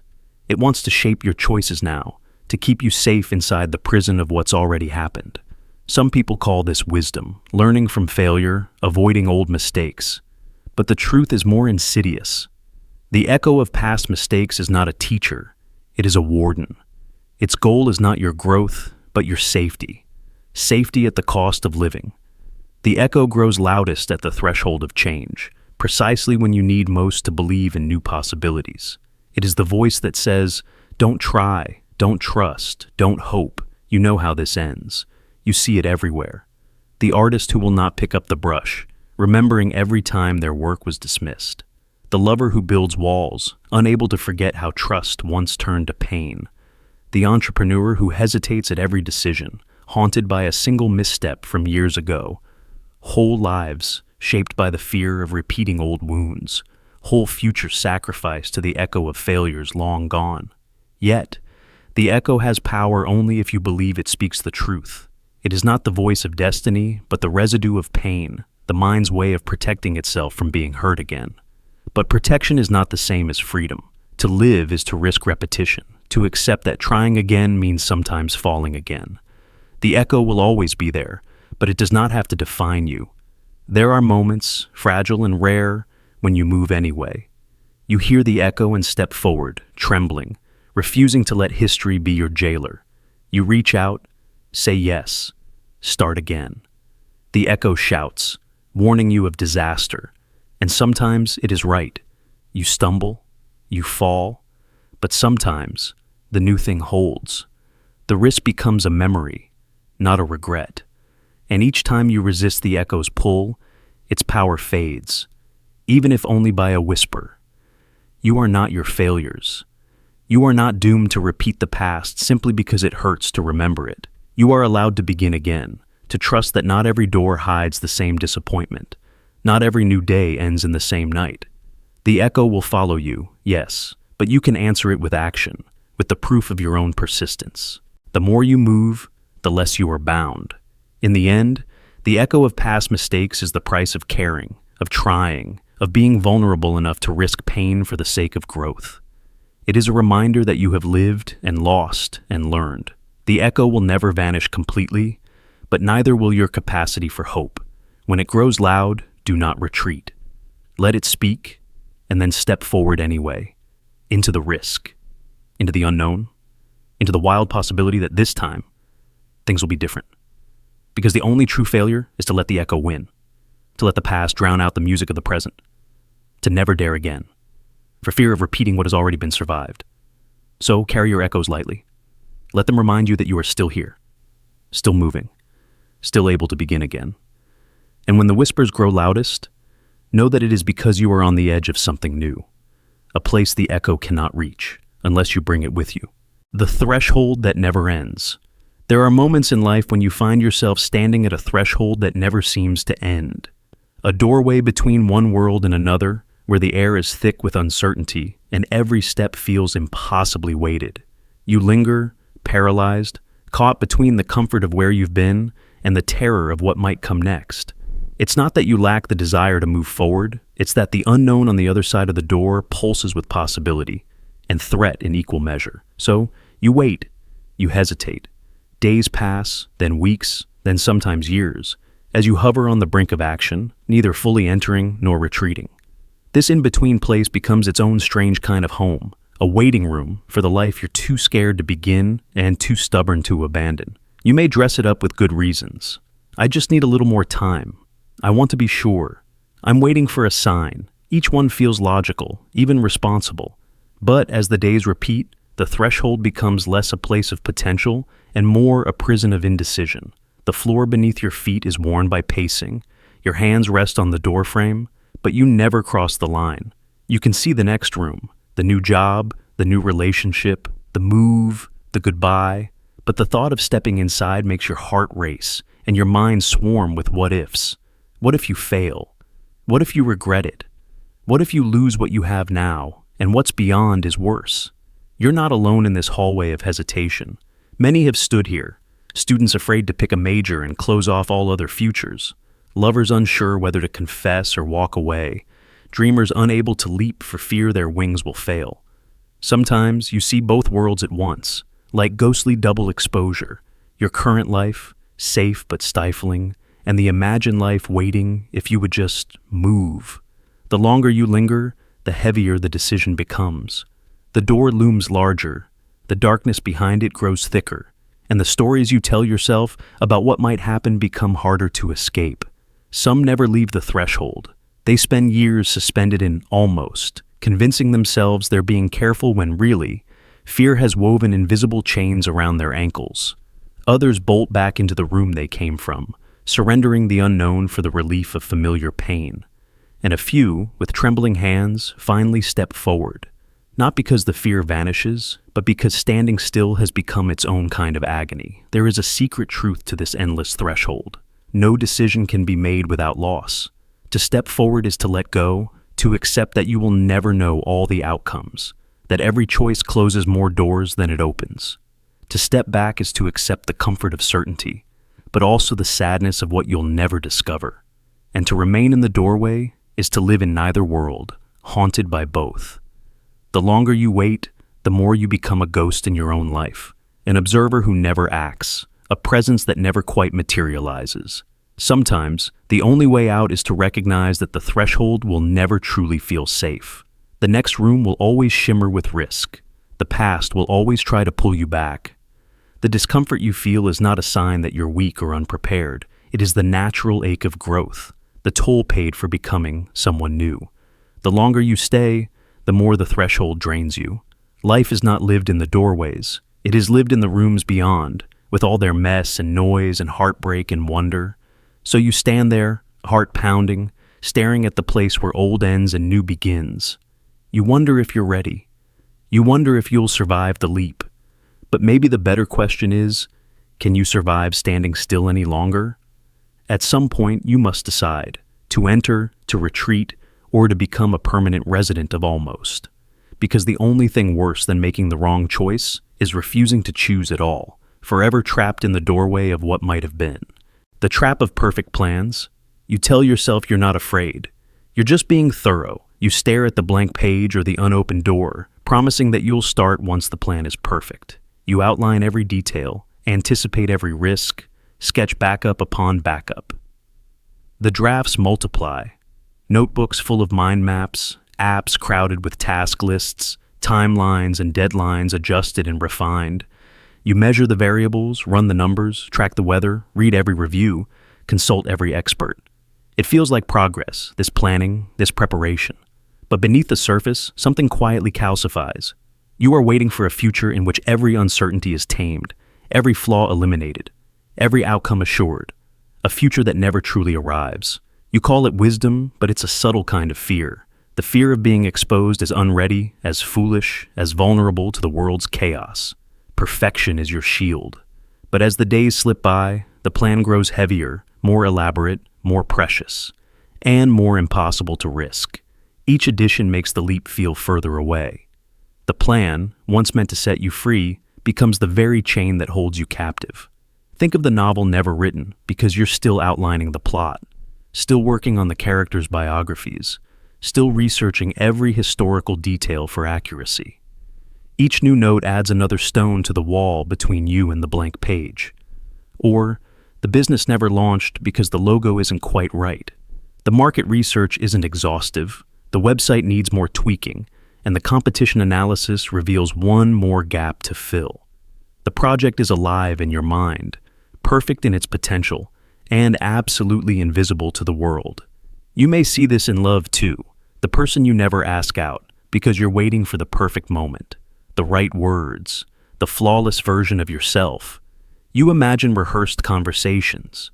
Imagine yourself after one more improvement, after you lose the weight, get the job, clear the schedule. The story never begins because you keep waiting for a better you.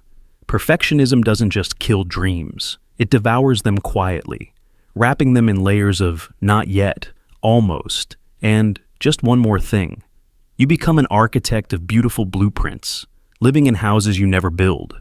The world outside moves on, messy and unpredictable, while you stand at the threshold, holding the keys to a door that never opens.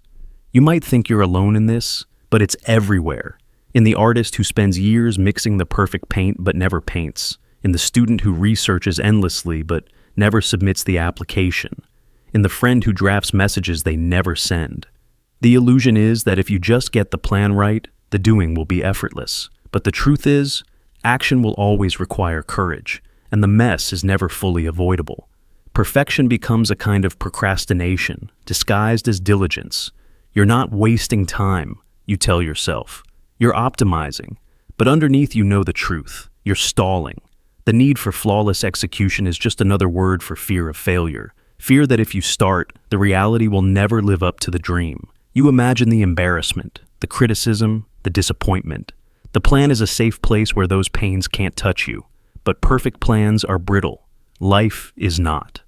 The world does not wait for the moment you feel ready. Opportunities pass, windows close, the shape of your desire shifts while you're busy drafting scenario number 17. The script changes, the actors leave, and the curtain falls on a play that never began. Sometimes the most successful people are those who start before they're ready, who leap before the net is visible, who ship the product with imperfections and learn as they go. The act of beginning transforms hesitation into experience, and every mistake becomes a stepping stone rather than a tombstone for your ambitions. The truth is, nothing teaches you more than trying. No amount of planning can substitute for the rough wisdom of doing. Look at nature. Evolution is not a series of perfect blueprints, but endless iterations. Life trying, failing, adapting, changing. The oak tree does not wait for the perfect weather to sprout. Rivers do not flow only when every obstacle is mapped. The world advances on the momentum of imperfection. Your plan, if it is to live, must do the same. There's a cost to waiting for perfect. The cost is all the life you never touch, the stories you never write, the worlds you never build. The plan that never leaves your notebook is the ghost of what might have been. A comforting vision, yes, but also a reminder that safety can be a cage, and caution can become a life sentence. In the end, perfection is not what makes a story beautiful. It's the rawness, the mistakes, the unexpected twists, the scars that mark the journey, the laughter at the wrong turn, the pride in surviving chaos. No one remembers the plan. They remember what you dared to begin, even if you stumbled. So, take the blueprint, the checklist, the detailed map, honor the care you put into preparation, but at some point, close the notebook, open the door, Step out trembling into the unfinished world. Trust that you can build the wings as you fall. The plan was never meant to be a prison. Let it be the bridge. Perfection was always an illusion. Action is the only reality. Begin before you're ready and let the world teach you the rest. The weight of small choices. You barely notice them as they pass. Small choices, ordinary as breath. What time to wake up? Which shirt to wear? Whether to answer a message or let it linger unread? Which seat to take in a crowded room? What to say when someone asks how you're doing? Fine, good, tired, busy. You move through each day surrounded by these tiny crossroads, their signposts unmarked, their stakes invisible. It feels like none of it really matters. You believe, as everyone does, that the big decisions are the ones that shape you. The city you move to, the person you marry, the career you choose. The drama of a single turning point, frozen in memory, given meaning by how clearly you remember choosing. But the truth is softer, stranger, more unsettling. Your life was built almost entirely out of choices so small you never realized you made them. The architecture of your days is laid brick by brick, not in thunderclaps, but in the slow, quiet rain of routine. Each morning's habits, each offhand yes or no, each moment you follow a whim or avoid a risk. You make a joke to a stranger or stay silent.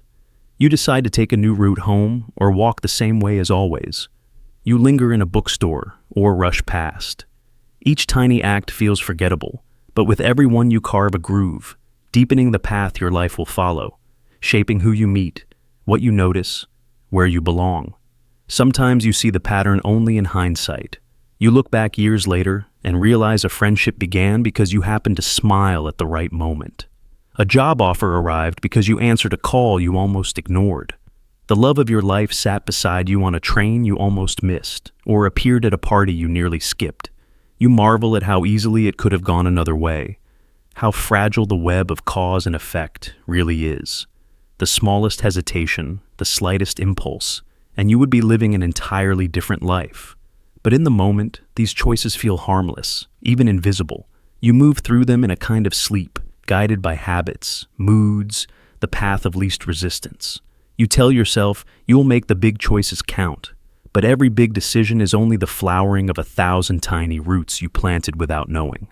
You wonder if you're really steering your life at all, or just following the faint current left by all those earlier moments, small and silent, that you barely noticed making. There is a strange weight in realizing how little control you had over the shape of your story. You replay those moments, wondering what would have happened if you'd lingered another minute, or said yes instead of no, or let yourself be braver or more afraid. You trace the outlines of your life like a detective at a crime scene, searching for clues, trying to piece together when it all shifted. But the trail leads not to a single dramatic choice, but to 1,000 moments stacked like dominoes, each one tipping gently into the next. The weight of small choices is that you carry them always, whether you know it or not. They are the invisible architects of your fate, a careless word spoken in anger, a kindness extended when no one was watching, a decision to leave early or stay late. Each moment, meaningless on its own, becomes history in aggregate, a life built not from grand gestures, but from the accumulation of everyday acts. There is power in this realization, but also a kind of sorrow. You see how easy it is to drift, to let your days be shaped by inertia and convenience, to imagine you'll start living on purpose when something big happens. But by then, the currents of habit may be too strong. The person you've become is the sum of all the choices you didn't pay attention to. You can change, but it will require 1,000 new tiny decisions, each one as easy to overlook as the ones that shaped you in the first place.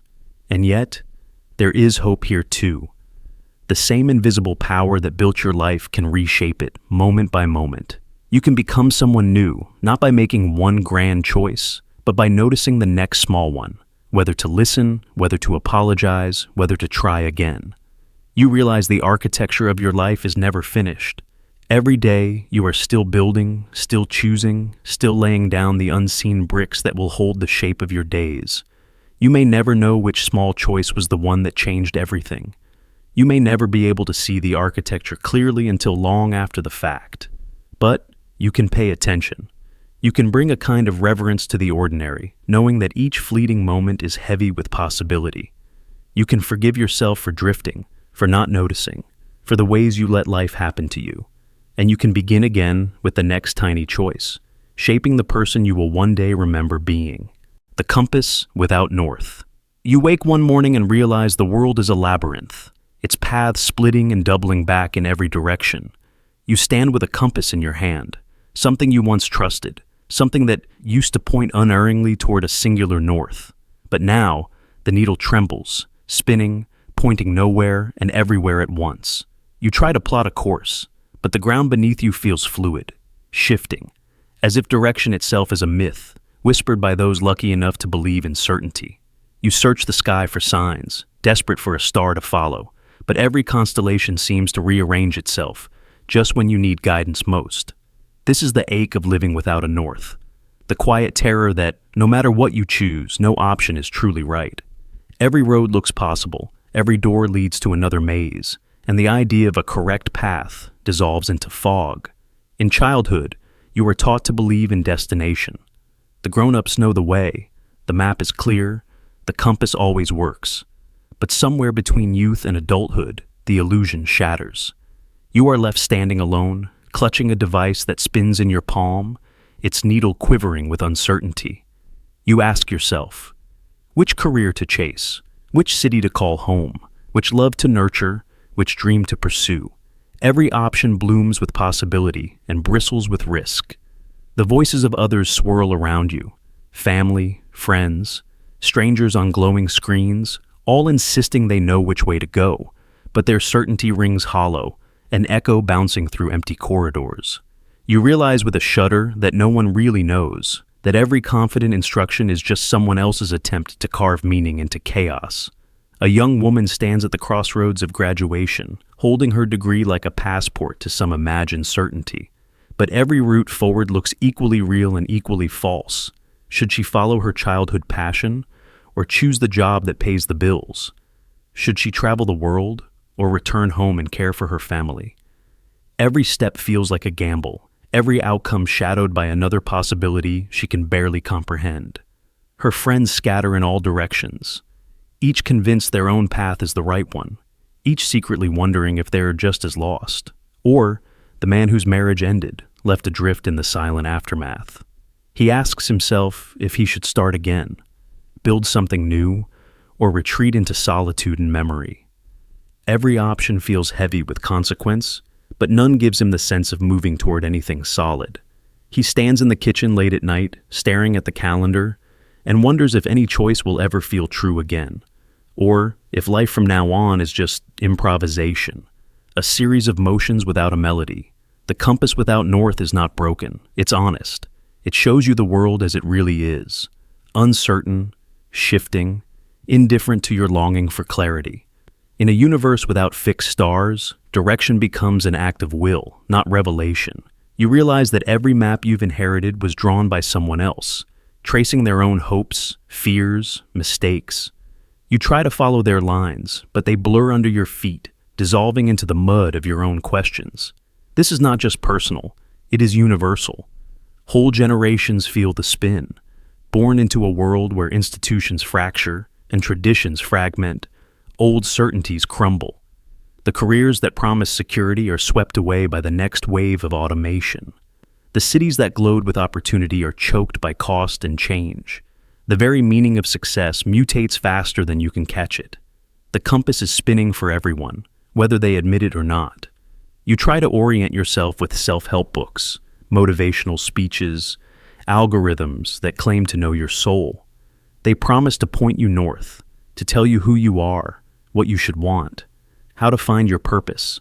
But beneath their confidence is the same uncertainty. 1,000 different arrows, each contradicting the last. The more advice you gather, the more paralyzed you become. Too many directions, none of them steady. The compass needle quivers, overwhelmed.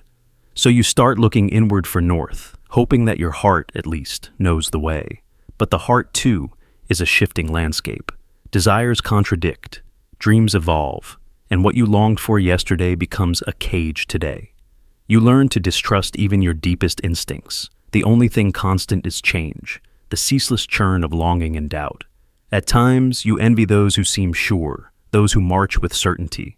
But you see, If you look closer, the cracks in their armor, the moments of confusion they hide, even the boldest leaders, the loudest prophets, the most serene gurus feel the spin. The world has always been a maze. It's just that some have learned to move anyway, to walk even when the needle offers no direction. So what do, lost in a world without north? You learn to walk without a destination, to choose not because the path is guaranteed, but because standing still is its own kind of failure. You gather your questions like lanterns, not hoping to find the perfect answer, but to see a little farther ahead.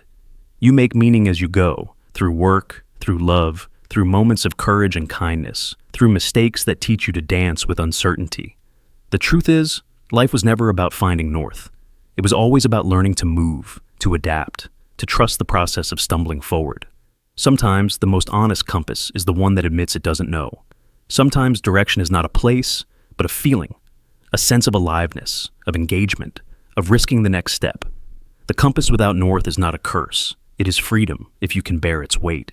It asks you to become your own guide, to accept that you may never know for sure, but that you can still choose, still hope, still create beauty out of the not knowing. So walk into the maze, let the needle spin. The only real mistake is standing still, waiting for a certainty that will never come. Your path will be crooked, messy, uniquely yours. And in the end, maybe that is all the direction you ever needed. The illusion of control. You walk through your days with a quiet confidence, believing you are the author of your own story. Every morning, you choose your clothes, your breakfast, your path through the world. Every decision, big or small, feels like another brick in the monument of your freedom. You are told from birth that your choices define you, that free will is your birthright, and self-determination your greatest tool. You believe it because the alternative is almost unbearable, the thought that your life might not be entirely your own. Yet, beneath the surface, there are currents moving through you, silent, powerful, unseen. You feel the impulse to act, and you call it a decision. But where did the impulse come from? What shaped your wants, your fears, your hungers, the restless itch inside your chest? Was it truly you who chose, or are you simply the endpoint of 1,000 influences? Genetic codes, ancient instincts, the careful hands of parents and teachers and strangers. Your conscious mind is a candle in a vast, dark cathedral, illuminating only a tiny circle while the rest remains shadow. You reach for the healthy meal, feeling proud of your discipline. But was it discipline, or the echo of a parent's voice, or a magazine cover you glanced at when you were 13, or the quiet shame you learned to carry in secret? You fall in love and say it is fate or chemistry or your own sovereign longing. But what if your very desire was sculpted long ago by the way someone looked at you, by a memory you cannot recall, by patterns etched into your nervous system before you learned to speak? The illusion of control is as intoxicating as it is fragile. You make plans, you set goals, you draw maps for the future. But when you look closely, you find that so many of your actions are reactions. Responses to invisible triggers, habits born in childhood, beliefs inherited like old furniture.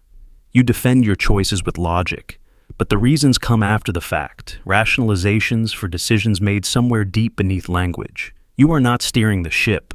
You are the figurehead, watching the waves, convinced you are guiding the course. Think about the last time you lost your temper, or fell into a habit you swore you'd break. Did you truly decide, in that moment, to act as you did? Or did the feeling rise up inside you, unstoppable, a flood let loose by ancient wiring and secret wounds? You apologize, you explain, you promise to do better, but the same patterns play out again and again. Willpower is a candle that gutters in the wind of old fears and hidden desires. Even your so-called rational decisions are shaped by forces you cannot see. The color of a room, the weather outside, a stray word from a stranger. Each can nudge your choices in ways you'll never notice. Marketers know this, politicians know this. Algorithms know this better than you do. They shape your reality from behind the curtain, feeding your sense of autonomy while guiding your hand. There are moments when the mask slips and you glimpse the machinery beneath. You hear yourself say words you swore you'd never speak. You find yourself drawn to people, to places, to risks or comforts that make no sense, and yet feel inevitable. You watch yourself from above, a character following lines written long ago, the director's voice muffled by distance and time. In those moments, a chill runs through you. Who is really making the choices here? Where does you begin and all the rest end? Science offers no comfort. The study of the brain reveals that decisions form before you are aware of them. Neurons fire, patterns align, and only then does your consciousness awaken, inventing a story to explain what has already been set in motion. Your sense of agency is a beautiful illusion, a necessary fiction that allows you to live with hope and purpose. But the strings are real, and sometimes you can almost feel the tug. Yet, even as you recognize this, you resist it.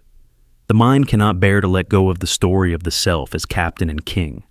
You fight for your freedom, even if it is only a sliver of light in the darkness. You claim your choices as your own, even if they are echoes of other voices, other lives, ancient hungers that have no name. But what if you could see it clearly? What if you could peer beneath the surface and watch the machinery work?